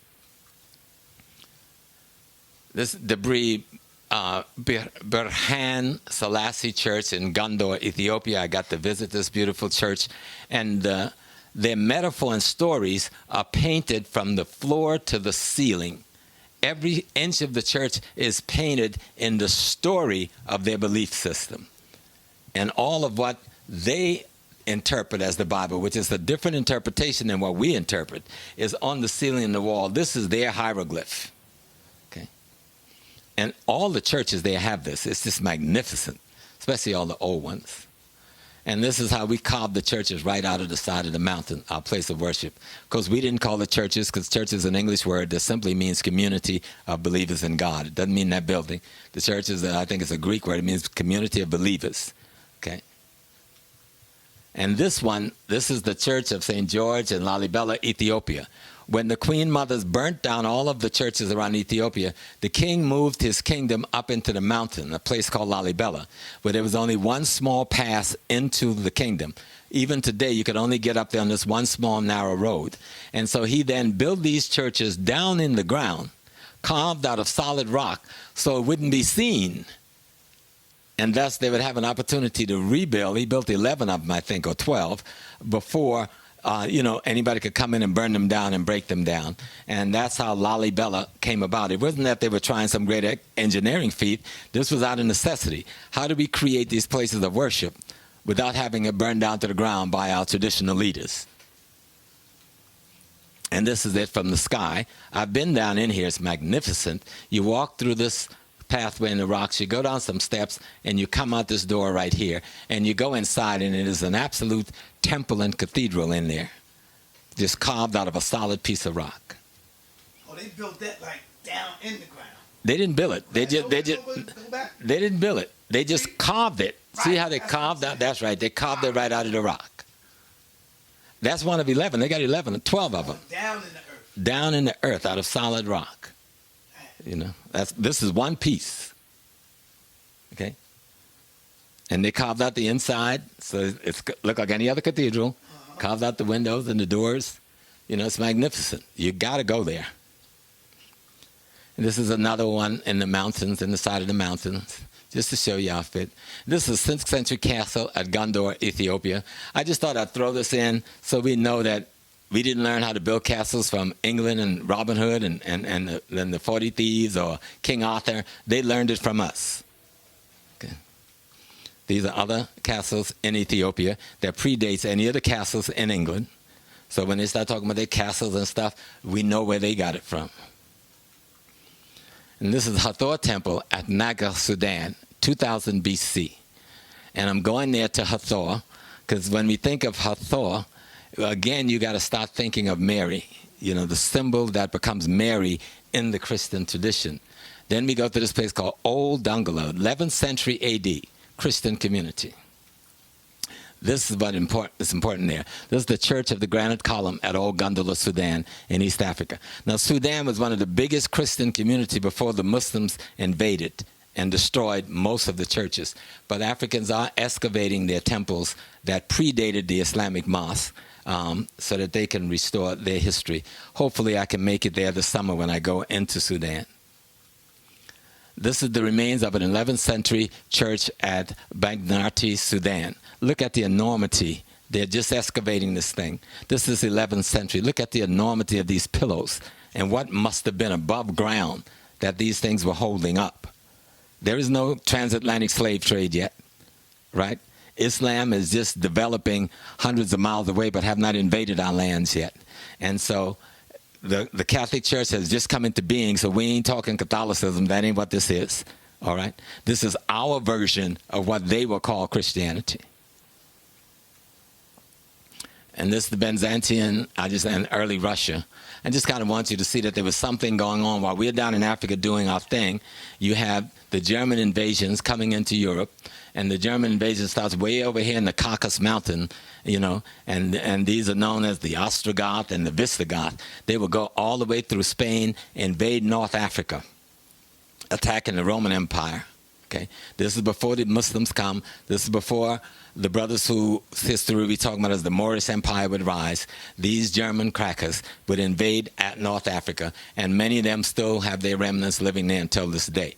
That's after the Romans had sat on us for hundreds of years in North Africa and had again bastardized our people in North Africa, people we call the Arabs and so forth today. And so I just want, while we are, and this is the 11th century, you got trade from Western Rome and trade from the Middle East, India, and China. You got, this is what this whole thing is about with white folks. It's not about religion. It's about capturing these trade routes so that they can make money to build their empires in the same way we saw these murderers in Brussels who just had a bad day a few days ago, who killed 25 million Congolese and helped to murder Patrice Lumumba, and now they're crying because the chickens have come home to roost in Brussels. Well, Brussels was built off of the blood of murdered Africans. So the chickens have come home to roost, and we need to understand what that's all about. Now, this chart I want to take a minute with because I want to show you I don't have a pointer. And I do have a bad arm, but I want to show you something. 33 BC is about the time, AD is about the time they said that this person called Christ died, right? 325 AD is when Constantine starts the call for the Nicene Conference to start writing the Bible. It would take from 325 AD to 789 before you get a Bible. I hope you all are listening to me. From 325 AD to 787 before you get a Bible. So all the African churches are operating. They are not operating out of this Bible. We only reference them as Christianity, but they're not called Christianity. This form that they're calling Christianity is what they copied from us. And so this period is called the 7 Great Councils. The first one is called the Nicene Conference, the first Nicene Conference. Then you had the second Nicene Conference. Then you had the Conference of Trent. Then you had the second Council of Trent. And then you had 3 more conferences before in 787 you produce what is known as the Bible. And it isn't until 1054. Now, Ethiopia's got churches all the way back there in the 3rd century, the 5th century, and so forth. You don't get until 1054 the Roman Catholic Church. You understand what I'm saying?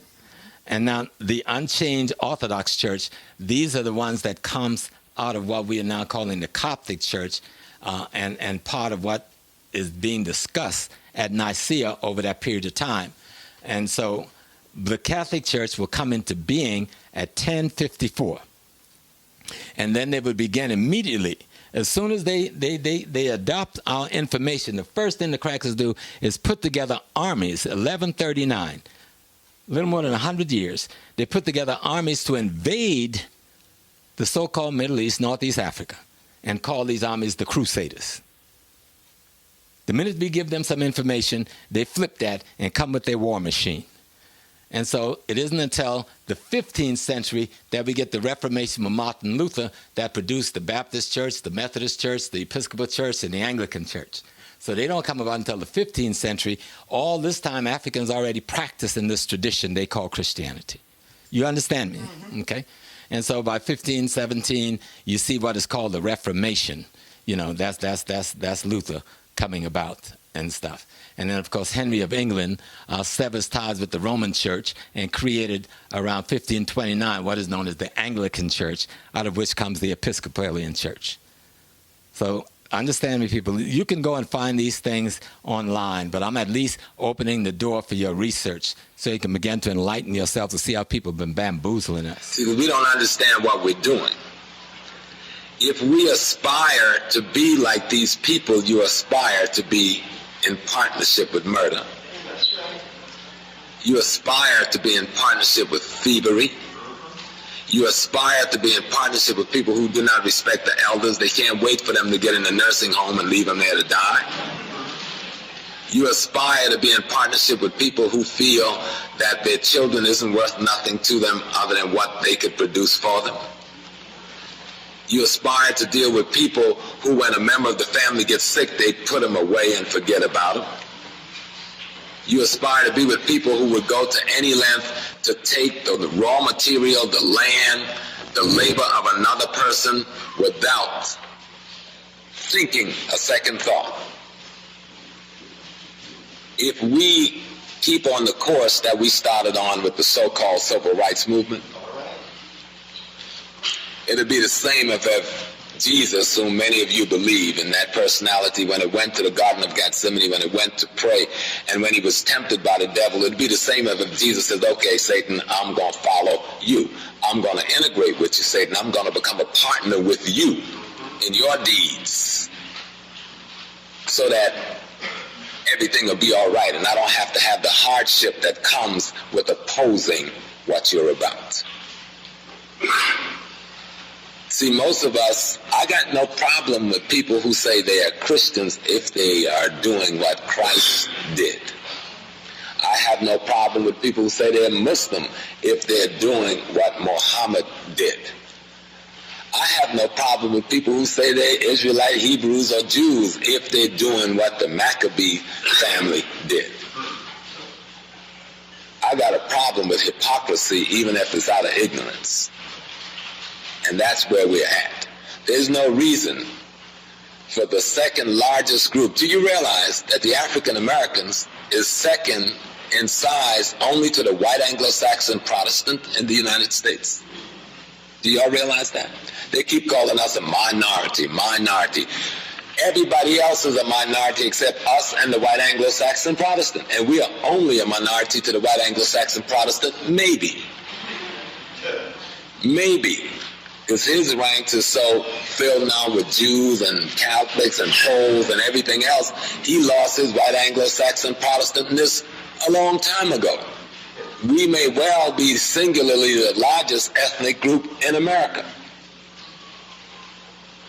But we have accepted our enemies calling us minorities, and we have accepted acting out the role of some weak, wimpy minority. Even though we spend as a community nearly $400 billion a year, making us the 6th or 5th largest nation in the world economically, and don't have a damn thing to show for it. Except some clothes which we got to discard in a few years to buy more, or a raggedy piece of an automobile which you could have done well just to have kept the last one and keep it in running shape, or a bunch of cheap furniture that you're going to exchange 4 and 5 times in your lifetime in the same living room and dining room because you forgot what the furniture was for. You thought it was there for people to look at and not there to be used in a certain way. This is not just Philly. This is all of African America I'm talking about. This is our situation. Even when we get the most intellectual training the white man got to offer, we get on TV and talk about the size of each other's penis and the so forth and so on, like Brother Hill and Sister Thomas, or Sister Hill and Brother Thomas did. They were the cream of the crop. They did exactly what the civil rights movement said you should do. That's right. They integrated. That's right. The brother got so integrated, he integrated the bedroom. That's right. He heard Dr. King when he called for little black boys and little white girls to play together, and he went to playing and never stopped. Right? They integrated. They got PhDs. They got law degrees. They worked for the finest firms. They got to the top of the corporate ladders. They did everything they said if you integrated you could be, and all we had was some scum sitting on public television acting like ill-mannered, moral, unethical idiots. That's what we had. Instead of having some proud, strong-backed, clear, African-thinking people, we ended up with the best of the crop. And so you can't put Thomas down and say he was conservative. I'm one of the most conservative people you're going to run into. I'm very conservative. I don't understand what people mean when they say you're conservative, you're liberal. I'm a conservative. Any African who isn't a conservative is a fool. What is it you got to be liberal about or to be liberal with? You've been liberal with your freedom, giving it to the Jews. Jews own you. You've been liberal with your property. The Jews done bought it from you or stole it from you. You've been liberal with the best of your male crop. The Jewish women got them. You've been liberal with the best of your female crop. The Jewish men got them too. We've been liberal with everything, and that's why we're in the situation we're in. We better learn how to conserve what's ours. We need to learn how to become very conservative. We need to think of the time when we were doing good, and if you check out that time, it's when we were very conservative. See, conservatism for white people mean one thing. Conservatism for us should mean something else. White people want to conserve white supremacy. I want to conserve the point in history when Africans had freedom. I want to conserve the notion of our freedom. I want to conserve the way of our ancestors. I can't be comfortable talking about Jesus or talking about Muhammad or talking about Moses or any of those things when I know that man is 25 million years old, and I know that paleontology, anthropology, and archaeology puts him in Africa. I know that Homo sapiens sapien is at least 5+ million years old, and he's also or she's also in Africa. When I know they've done the mitochondrial DNA test more than once and proved that all species in the world of the human come from one black woman. And if we've been around that long and we don't get a whiff of Abraham until 1700 BC, what the hell is all that little fairy tale and mythology is all about that's got us so confused and hating each other and misusing each other? A story told in times too recent to take serious, and we've made it the point at which we determine whether we live or die, and we've killed in the name of it.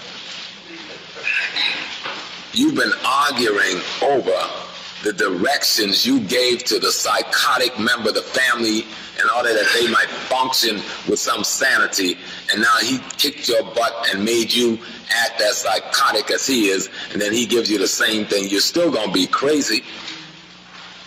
And if you think what we're allowing isn't that of an insane person, then you'll need to examine yourself and get real. There's nobody in this room more beautiful than anybody else, except in the minds of some backwoods person. There's nobody in this room more ugly than anybody else, except if their deeds paint them so.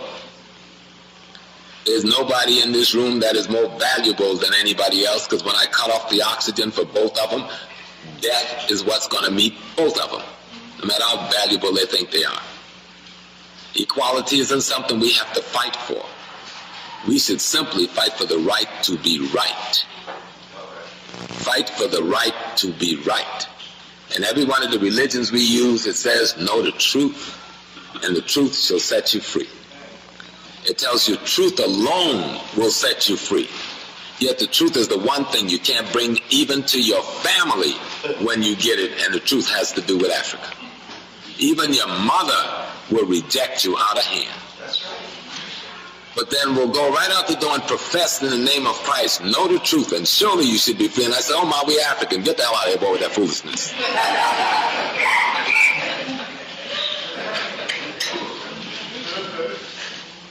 They've taught us to just stay and let people keep killing us. Police come in our neighborhood and kill us. We get into church and cry, and oh Lord, not once do we get up and just say, Jesus, give me the strength to kill the son of a bitch. Not once. I've been to enough funerals, not once. They took the best I had. They took my baby, Lord. Okay, go kill the cop. Go kill the cop and see how many babies they won't take no more, because they'll think somebody else mama coming to kill them. But they done made y'all so scared to go before God that y'all want to live forever in this form. Ain't none of us gonna live forever, and ain't nobody know when they're leaving.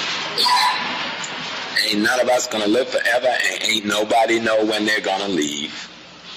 You don't know how you're going to leave, even if you put the bullets and the gun to your head. Even if you took the poison, at best you can guarantee it's gonna cause you some harm. You can't guarantee you won't spend the next 20 years in a coma. You can't guarantee you won't spend the next rest of your life paralyzed. Only thing you know for sure is that we're leaving here. We don't know when we're going to leave or by what means. So those three things don't even worry about. They're taken care of for you in advance and in the most permanent and complete way. If you accept and understand that notion, then nobody can make you afraid of death. And then you'll understand why Malcolm said the secret to life is to have no fear, and then you'll understand why he walked in that ballroom that day knowing they were going to kill him. He felt standing up and being a man for you as a symbol of that kind of man was worth more than being a wimp and breathing air. And so he went, knowing what the sentence was. He didn't walk into an accidental ambush. Malcolm knew before he got there he was going to die there, and he knew when he walked in for certain he was going to die there. He knew when he walked on the stage it was all over. He knew that. But he made a choice. If I run, my people would have run. If I act frightened, my people would have acted frightened. So I will go and I will raise my hand. He had made up the little game of get your hand out of my pocket. He taught it. He knew exactly what the game was. And he stood there and took the bullets. Took the bullets for you. But like the brother said, you don't call him Christ. That wasn't crucifixion. Dr. King went to Memphis knowing he would not get out of Memphis alive that second time. It had been told to him. It was made clear to him. He understood he wasn't coming out this time. He knew it. It frightened him a little bit at first, and he went to a downtown hotel, and when certain people prodded him, he went on back over to the Lorraine, walking in there, and noticed that the tree that was once in front of his balcony just 2 weeks ago was cut down. He knew the die had been cast, and he didn't run. He got ready to face them, and he took the bullets for you too, but you don't call that crucifixion. See, we need to understand what parable and allegories mean and what symbols mean. The story of Jesus was never a real historical happening. The story of Jesus is to let you know symbolically what must happen in order for you to declare someone to be the anointed Savior. That's all the word Jesus Christ means. It's the anointed Savior. What is it to be anointed? Anointed means to have divine wisdom, a divine understanding, divine knowledge. Divine wisdom and understanding and knowledge mean to know the truth and know a way to apply it to the consciousness of other human beings so they can learn it and use it. Savior simply means you are willing to sacrifice yourself and sacrifice what you've got to do that, to exercise and share that truth and that wisdom and that understanding. Ain't nothing bigger about the thing. They throwing all the spookism out here that keep you all confused. All of you in this room do something godly, something as an angel at some point in your life. The problem is we're doing it accidentally. It'll be hellified if we start doing it deliberately. But y'all afraid to think like I just discussed. Y'all scared to believe that there was no such historical happening as Jesus. The story of Jesus was told in Africa and is written in stone 3,000-4,000 years before Bethlehem was built by another name. God did not wait for a bunch of little white people to invade the Middle East to have his example of a son or daughter come. I mean, if you read the document, Jesus said, we are all the children. He said to those brothers following him, you are all the Son of God when you behave as I do.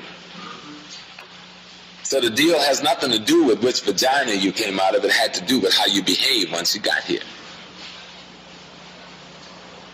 But that isn't the way it's taught in the pulpit, unfortunately. And having had a grandfather who was a minister, who was a good man, who believed like I do, I learned more from him. They kicked my poor grandfather out of the church because they thought he was crazy. But he believed in the practical application of the truth and reality because he was a farmer and he saw God's manifestation every day. He knew if you didn't put any seeds in the ground, you weren't going to get no plants coming out of the ground. He wasn't confused. He knew that once you put it in the ground, if you didn't attend to it with a little care and a little water and a little nourishing, a little love and a little concern, even if it came up, it would die on you. He knew if you didn't prune it and get the grass out and keep enough soil around the roots so the sun didn't kill it, it wouldn't bear no fruit for you. Those were just rules God gave us to use for nurturing and bringing forth the life and up to maturity of all things that has life. Same rules apply to how we rear children. Okay, this church is called the Hagia Sophia. This is the first great church of Christianity in the Western or the white world. It is the senior church of the Byzantine Empire. This is it today. The Hagia Sophia has been converted to a mosque after Salahuddin and his people took over the Christian world from them. And that's what when these minarets was added. It's no longer a church or a mosque at all. It's a museum in Turkey today that you can go and visit. And then we come to the great dog of the time, Constantine, Emperor of Rome, who started what we know as Christianity or white Christianity or Western Christianity. This is the dog that started it, not for the purpose of serving God with all that fantasy that we've been told. He creates this. He brings these Africans and other mixed race people together at the Nicene Conference. And the people, like I said, 7 of the 10 people who are the initial group that's putting the thing together are Africans. And what he's trying to do, Rome has now conquered all of North Africa and all of what we call as the Middle East, part of Kemet. And so now he needs to find a way to calm the native down. What does he do? How does he create, with this massive empire that they've acquired by war, how do you create a common ideology, a common philosophy where you can control the behavior of the masses? And that's why modern-day Christianity was created, and that was the intent of Constantine, and he has proven to be enormously successful. Christianity is more successful than the founder ever thought in terms of controlling the minds of human beings using mythology and metaphor out of the very history and anthology of the people he's trying to conquer. And we fell for it because we were forced to fall for it at that time from the butt of the sword and the spear and the arrow, and then later by the brunt of the gun. This is a poor painting, but you can see that this is Constantine in the middle, and this is 4 of the black writers of the Bible. And I wish there could be a better painting, but this is one of the old renditions. Somebody probably put this together around the 15th century. But it was the Pope before this Pope who was in Cameroon, West Africa in 2009, and the story was carried in Newsweek magazine. It was in the spring of 2009, and he said, he was saying while the Pope was in Africa, he said to the people in Cameroon who was in the stadium that of the 10 people who wrote the theology of the church, 7 of those 10 were Africans. So you shouldn't run from the church because it's your church. He was doing a hard sell, but the cracker was telling the truth, because in order to get what he wanted, he had to tell the truth. And so we knew that. Dr. Ben and others had told us that, but we've heard it now from different sources. Now, this is the Church of the Holy Sepulchre, built by the Roman Emperor Constantine on the site believed to be Jesus' tomb. Now, this was not the site of no Jesus tomb, because there was nobody named Jesus to have a damn tomb. But his mother went to Jerusalem, and the mother said that she had found the site where Jesus' tomb was. And so he came and built this church, which is this little thing right here. They built the bigger one around it today, but this is the original little temple he built for his mother over what is supposed to be the site of Jesus' tomb. And this is of course, the Holy of Holies in that space. And of course, this is the Vatican City, headquarters in Rome, and site of the Catholic religion located in Rome. And in the middle of St. Peter's Square is an obelisk, which is stolen from Kemet, from the front of that great temple in Luxor that I showed you earlier. Now, if our religion was so profane and our ways so profane, why is this the centerpiece of St. Peter's Square with a crucifix of their god sitting on top of this African tekanut? You know, but you have to understand, Vatican City is not a church. It is a nation state, and because all land owned by the Catholic Church everywhere in the world is a part of this nation state, Vatican City is the largest nation state in the world. The Pope is an absolute monarch. The cardinals makes up his parliament and his government. The bishops are his ambassadors, and it goes on and on. They have their own armies. That's called the Jesuits. They have their own secret service, which is called the Black Pope, with their own intelligence network. They have their own currency, their own money, and they have their own banking system in Vatican. So you're looking at the Holy Roman Empire still existing today, and is known as the Catholic Church. Another look at St. Peter Basilica. This is the inside of the basilica. This is their Holy of Holies. That's the Holy of Holies from a distance. It's full of things they've stolen from us. And I thought I'd throw this in. This is a statue of St. Peter, the man who was supposed to be working with the teacher that they call Christ. And they got a statue of him, but they got him as a black man with nappy hair. And they change his clothes often on all the holidays. And then this is St. Paul. They got him as a black man with nappy hair. So what else they lying to us about?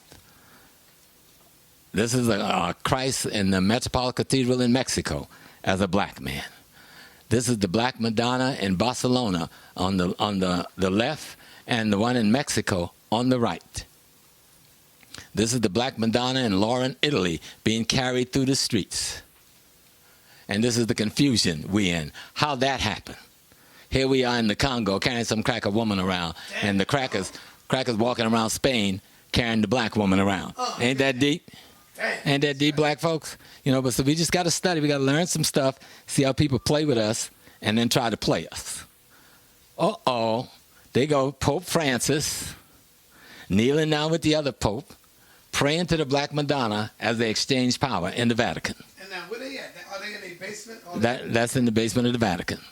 And here goes another Pope, the one before this Pope, the one who died. I think this is John, praying to the Black Madonna in the basement.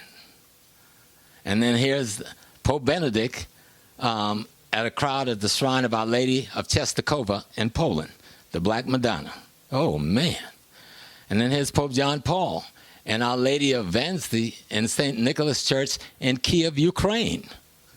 That's deep.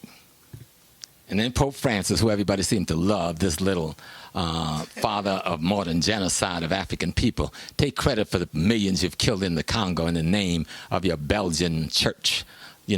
Pope Francis and the Black Madonna. When he comes in, they said, we've been lying. Now we got to tell you the truth. Here, worship the black woman. We're giving it to you. So, what's the deal? What's the deal, black folks? Then and now. Ancient Kemet, ancient Egypt, ancient Ethiopia, and today, the European people today. How our stuff has gone from blackest black over to white. So how do we take our stuff back?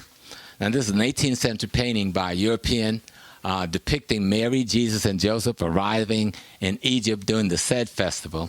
And the celebration of the birth of the Son of God, Heru, born of Immaculate Conception. So you can see the Egyptians, who they've flipped and made the Egyptians white, and then made the servants and the slave black, and then got the Egyptian worshiping Set and Heru, what we would call the Sed festival, which what they call Christmas, but it shows them in the forefront coming in with their new idea with the white mother and the white child and the father.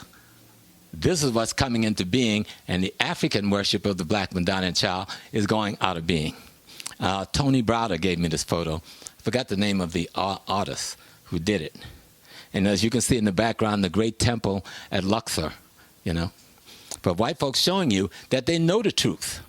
They know the truth. They know the Black Madonna and Child, and they know the Sed festival, which they call Christmas, is already being worshipped. And here they come with their rendition of it. And they changed the Egyptian from being black folks, make us slaves, and then make the Egyptian white folks. Crackers are deep. Their deception is like rogue. These are mental warriors at the highest level, psychological genocidists. And of course, we got St. Maurice, the patron saint of Germany. They don't tell you about Maurice. You don't get no blacker than Maurice.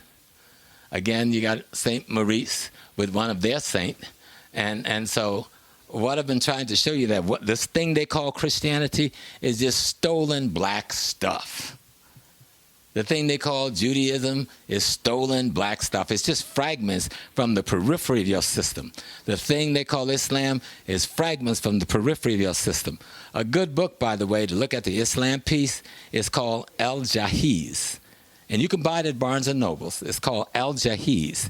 It's one volume, but in the one volume it has 9 small books. It's written in the 8th century Iraq, and the most important book in there is the book called The Superiority of the Black Race Over the White, written in 8th century Iraq. He talks about the Prophet Muhammad as being black. He talks about the companions of the Prophet being black. He talks about one of the black women who were leading the medical corps of Muhammad's army. You got to read this stuff. Or you can read Ibn Khaldun, Philosophy of History, which is written, I guess Khaldun is writing around the 10th or 11th century in North Africa. And you begin to see how people just stole our stuff and then come back at us in this abusive manner. What the Africans did when they created the symbols that the Romans mistook for the Holy Mother, God and child. It was nothing but a symbol of a man, a woman, and a child. And all the Africans was implying was that all women should be treated like God's mother, and that all men should be treated like God, and that all children should be treated like the child of the gods. This half-wit idiot from Europe came in and saw those statues and saw the writings and thought that one woman, that the statue represented one woman who had a special kind of happening with God. And when you see the statue in Egypt, he knocked the man off, broke the man off. But they're going to tell us about single-parent family and stuff. They create the notion of single-parent family right at the root of their religious understanding, which was a misunderstanding of what we left as a message to the future. Imagine what the world would be like if every man respected every woman like she was the mother of God, and every woman respected every man like he was God, and every man and every woman respected every child like that child was the child of God. You wouldn't even need laws. You wouldn't need police. You wouldn't need government. You wouldn't need all this foolishness that you must only have when morality and ethics and laws have broken down. You don't need these things. And old Lao say, I think chapter 64 in the book of the Tao, he says, when people have laws to govern them, ethics and morals have lost their way in governing them. When you need somebody with a gun on their hip to keep you from being uncivil, then you've lost your ability to be civil. But yet you call your civilization, your society, civilization. How could it be civilized when you got prisons, armies, guns, weapons? That is not civilized. But we bought the term, it's civilized. Y'all want to act civilized. When you're civilized, women don't have to worry about being raped in a civilized social order. Children don't have to worry about going hungry in a civilized social order. Men don't have to worry about being unemployed in a civilized social order. So the African, especially you who came out here today against this weather and after having met your responsibilities to your family today, like going to church and cooking and the things the sisters have to do, because sometimes the brothers think they're going to drop dead if they help her cook on a Sunday or something like that, you know. Yeah, y'all ought to get real about that, you know. Y'all are just something to be fed. If we want our women to be all we know she could be, then we need to stop acting like the white man and stop being supremacist against them. You see? Oh, but I'm not letting the sisters off the hook. If you want your men to be all that they should be, stop treating them like boys and demanding manhood from them. You don't want to stop rearing these little boys even when they get gray hair. You still want to be mamaing them and keeping them little boys. And we understand why. During slavery, that was the best way to keep your child alive. Even after slavery, I remember why my parents sent all of my brothers, they got 18, they had to leave South Carolina because they know we was big and some of us thought we were bad and that white man would have killed us. So they beat you down as much as they can to kill that spirit in you, and if they couldn't kill it all, then you had to leave home. Only those ones who could submit could stay down there. So we understand where it comes from, but we got to stop it now. You got to make this man the baddest sucker you can make up. You got to make him the bravest thing you could come up with, even if you have to dream up some brave notions. You have to make him the most fearless thing in the world, no matter how long he lives. Because to live one day as a man is worth living a whole life, as what we see on the street out there. Because that's what the bottom line is. God came in the beginning when we came. And there can be no God without you. See, you got all confused. You thought they could be no you without God. But some of y'all scared of the way I say that. It don't fit right. That ain't the way you've been taught. But the only thing we know about God comes from the mind of a human being. Better listen to that. You don't know nothing about God that did not come from the mind of another human being. You say, well, the Bible is the holy word. Well, that may be true, but some man or woman wrote it down there. You say the Quran is divine revelation. That's fine, but somebody wrote it on that paper for you to read and call it divine revelation. Now, you may want to ask where they get it from, but they're long gone, and you'll never really know that piece. That don't mean no disrespect to them, but we need to get real. You need to read the books, first of all, before you start killing over them. Most people you hear shooting their mouth off of defending the Quran and the Bible never read a damn thing in the first place. I know it's the truth. I was a Muslim minister for 15 years. One thing I realized about people, once they learn Salaam Alaikum, Rahmatullah, Kif Halik, they didn't want to do nothing else but wear a kufi and carry a rug on their back, make the 5 prayers during the day, learn the prayers by heart. You know. And when I was a teenager in my father's church down in Georgetown, we used to teach catechism and quarterly classes, and everybody just repeat. Who's that? Papa had a thing, you go around the church and he had these pictures set up. So he said, who's that? Jesus and the mother. Who's that? Jesus and the Father. And who's that? Jesus on the cross. And who's that? Jesus last supper, until you get to Jesus risen. And then that was the last one, the whole story in pictures. And past that, nobody was interested in Jesus. That gave you a little high, a little emotional pop, on Sunday morning. And you learn a few terms about the Garden of Gethsemane, and Easter we all learn about the Golgotha and the place of the skulls, and we learn that Jesus wept, but we know that Mary went down to the tomb, and then we are told the other Mary went with him, but nobody told us what Magdalena was doing hanging around Jesus so hot and heavy for so long. He ain't told us yet, because everybody's scared to tell the truth, that Jesus had the same desire the rest of us had. You imagine if I was to go down here now and get me a basin and start anointing one of you brothers' wives, y'all would beat the hell out of me. You sure would. You wouldn't go for it. And you're going to tell me that Jesus has this affection, this anointing relationship with this beautiful woman who preachers get up in a pulpit and lie and call a whore and a harlot. And there isn't one word in any Bible anywhere calling Mary Magdalene a whore or a harlot. So why do they insist on telling us she's a whore and a harlot? Only thing that's said in the book is that Jesus cast some demons out the woman. We don't know whether the demon was that she was lying. We don't know whether the demon was that she had a bad cold. We don't know whether the demon was that he didn't go to visit her mother or whatever little bad habit. We assume she was a whore and a harlot. Then Jesus certainly spent a lot of time with that whore and harlot. And when all the brothers who had loved him so had abandoned him, that whore was standing at that tomb with full faith and believed that her man was going to rise again. So this is always beyond the money. But unless we understand Magdalene's role, we miss the whole damn story of Jesus. A very important story. Unless you understand the role of the Mother Mary, the two people that are always going to be with you to the bitter end is that woman you call your wife, whether you're married by law or not, and that woman you call your mama. Almost anybody else in the world will abandon your butt.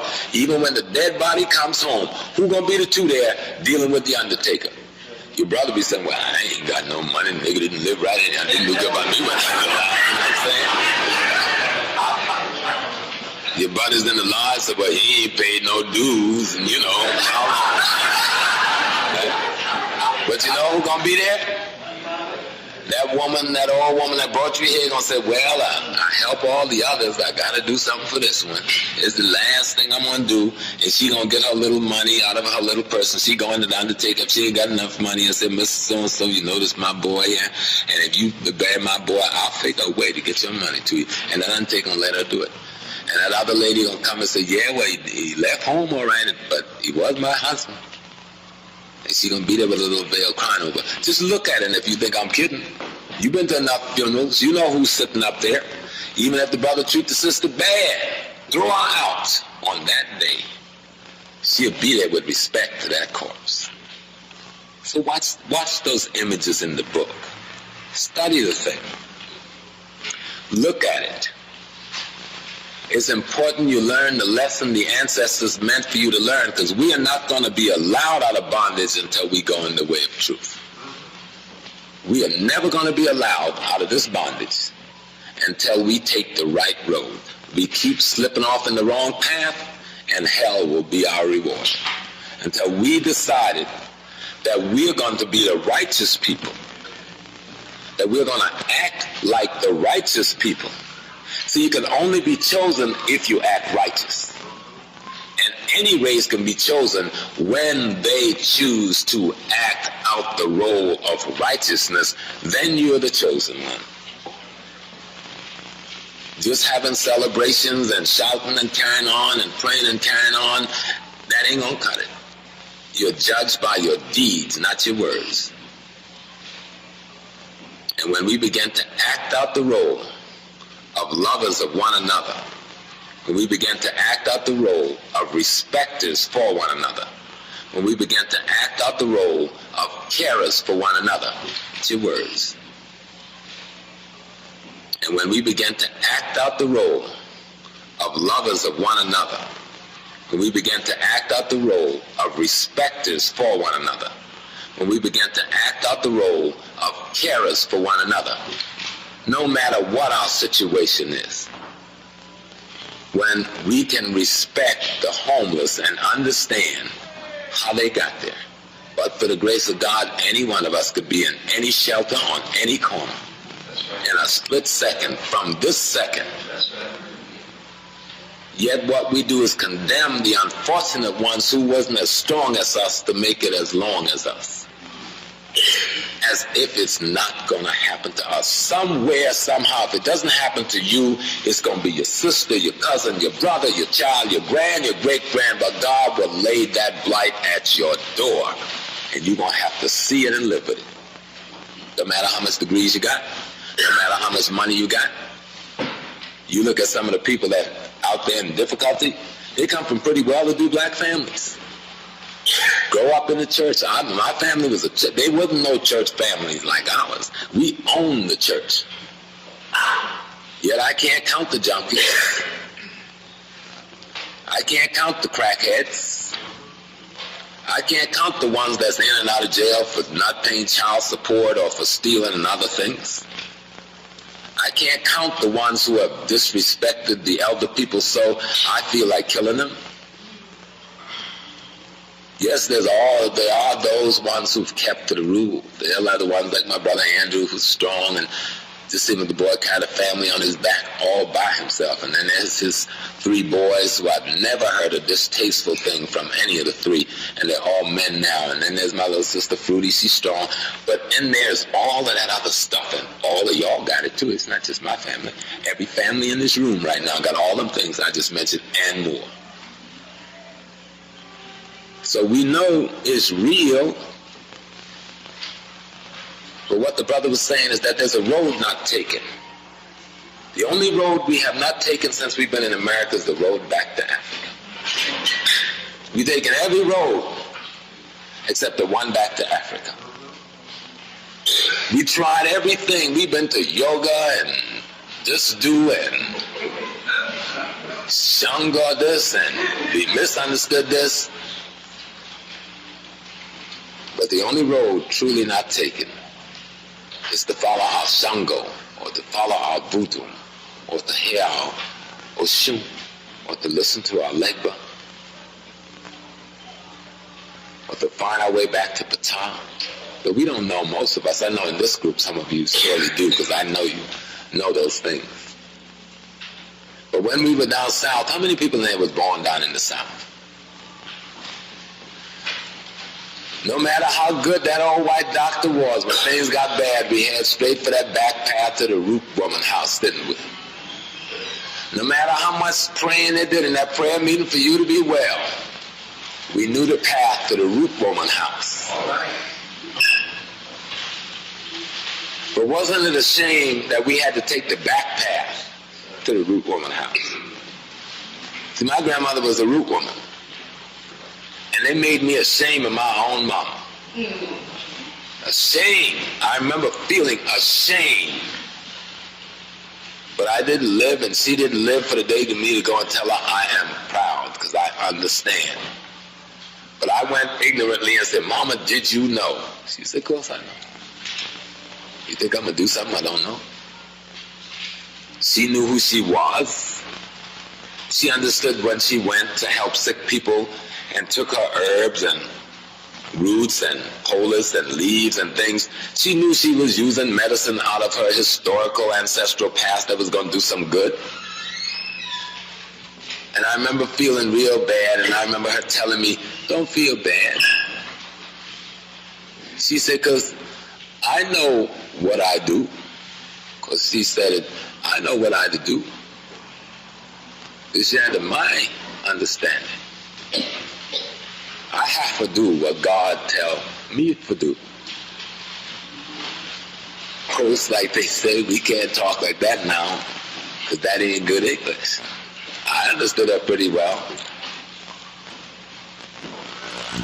The point I'm trying to make is that everything we are looking for to relieve our pain is already with us.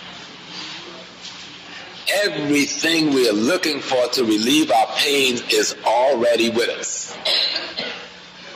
The one thing, everything but one thing, the thing that'll make us common in the things that are with us.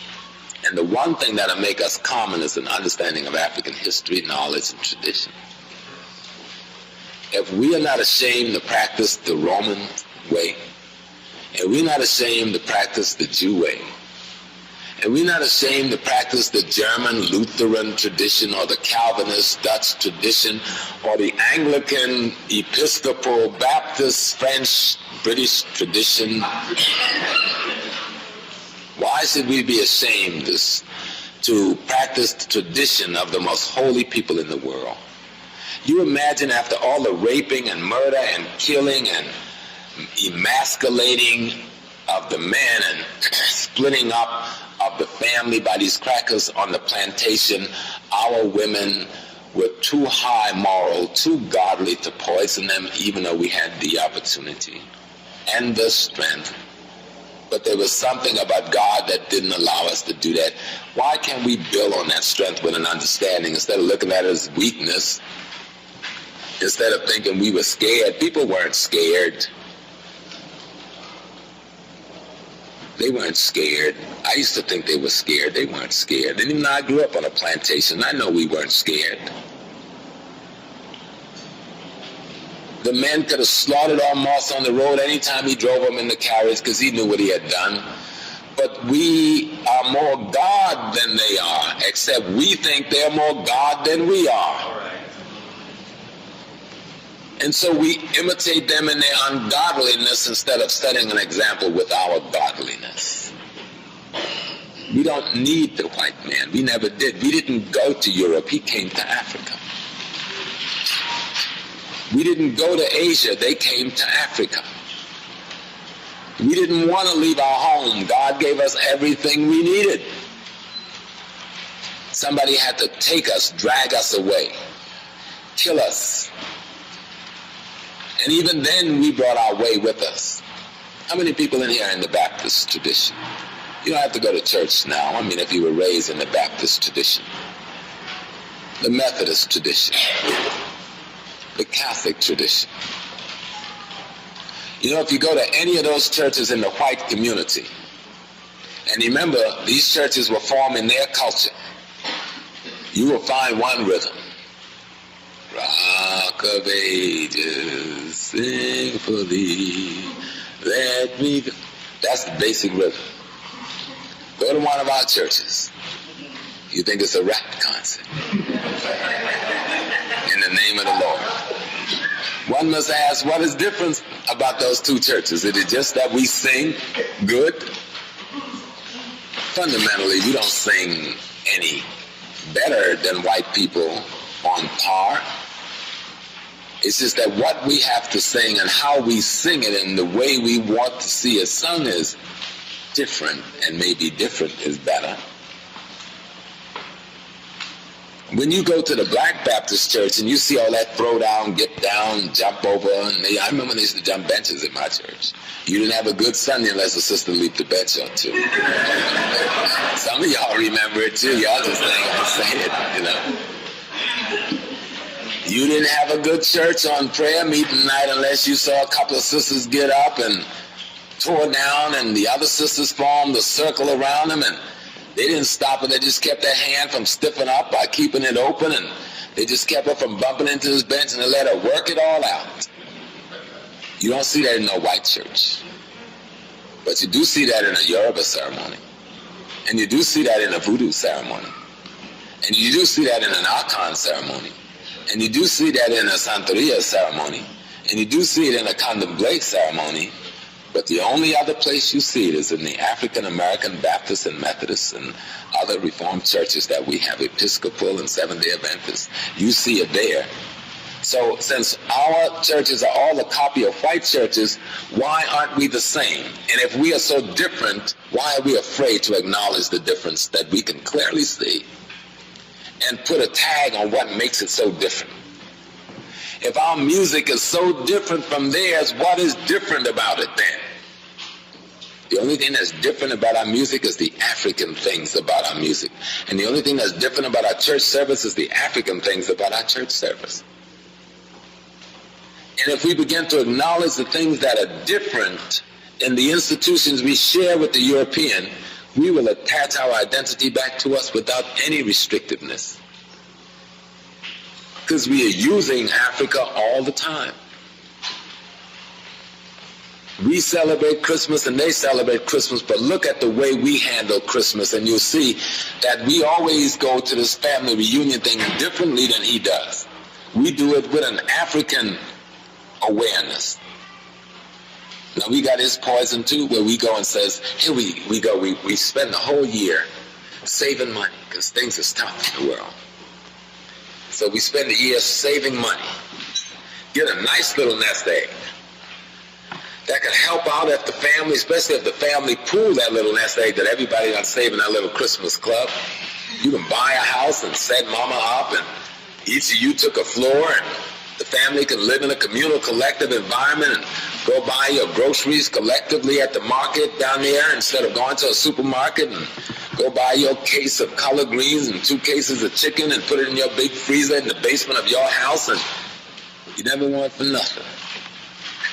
But what do? We save up all that money, work hard. Then Christmas comes, we give it back to the white man we said we hate so. So he could go buy that house, and him and his children and stuff live in there, and then he could buy that freezer, and he can go to the market, get the fresh food, and store it in his house, take care of his family. While we stay in his roach-infested, ragged, 2-bit tenements that he keeps, because we have become what old people used to call fools. You know you fool, you know. Meaning you don't know what's happening. Meaning you've lost your way. Meaning you don't trust God. Meaning you no longer trust yourself. Meaning you don't love your children. Meaning you don't love yourself. Meaning you don't love your race. Meaning, of course, you don't love God. Primarily, all these things exist because we are fundamentally ignorant about what God is. See, because if you love God, you can love yourself. And if you love yourself, you can love others. But you can't love others unless you love yourself. And you can't love yourself unless you love God. And you can't love what you don't know. And so we're caught not knowing God. So when we even paint pictures of God, we paint the reflection of our enemies as pictures of God. When we reach to buy a picture of God, we buy reflections of our enemies as pictures of God. This is an even greater sign that we hate God. We hate God so much we make God look like our enemy and not understand that we're doing that. Everybody know that these people are our enemies. But he's got us so confused that he tells us that you are a racist because you say I hurt you when I hit you over the head with the baseball bat. You go, I don't want to be a racist, and maybe it really didn't hurt that much. Damn right it hurt. And not only am I racist, come here a minute, let me borrow your pistol and blow his brains out. But you think that would be committing a sin, wouldn't you? But of course, when they came in the garden to get Christ, was Peter not wearing a sword? And I held this passive stuff, Jesus was a peaceful man. What in the heck was Peter doing wearing that sword? He chopped the centurion's ears off, according to the book, right? This is Peter, man. What is Peter doing wearing a sword? If Peter was wearing the sword, the implication is all the rest was wearing swords. But of course, it's also in the book, according to Father Lawrence Lucas. I hadn't had a chance to ask Father, where's that chapter? But I know Lawrence Lucas don't lie. Where on Good Friday, Jesus asked the brothers, Palm Sunday, how much money you have among you? And they tell Jesus how much money they have among themselves. And Jesus say, how many weapons, how many swords you have among you? And they told him, and Jesus said, take all the money and go buy as many swords as you can. Then why are we saying the things we are saying? Why are we approaching life in the manner we're approaching life and say we're imitating the master of life when the master had no such approach? The poorer you were, the more downtrodden you were, the closer to you Jesus got. Here we are saying we're Christ-like, and the poorer a person is, the more downtrodden is, the farther away from them we get. I'm using Jesus because that's the symbol of deity that you use. It's nothing but a symbol of deity. For my personal self, I would use Ola Mary. I would use Oshun, who's my favorite friend. We just partners because I like to jest and I like to josh and I like to tease and I like to trick a little bit and I like to realize how to move people from the crossroads. But at first they have to enjoy the intensity of being at the crossroads. So this is the end of the presentation, but I just wanted to open a door that we can engage in another kind of dialogue. So even with our brothers and sisters who are in the churches, we can approach them in a different way. I think we need to move away from this abusive, antagonistic approach and try to find common ground using our history to bring our people back to the original format, to the original thesis, to the original presentation of the wisdom that our ancestors have put together. Because the majority of our people are in these Christian churches, they're in these temples. If we say we are freedom fighters, we can't, who are we liberating? You know, whose freedom are we fighting for? Because the handful of us who are doing this teaching, we can't lead the more than 2 billion Africans. We've got to try to get them to understand their reality, to understand their history.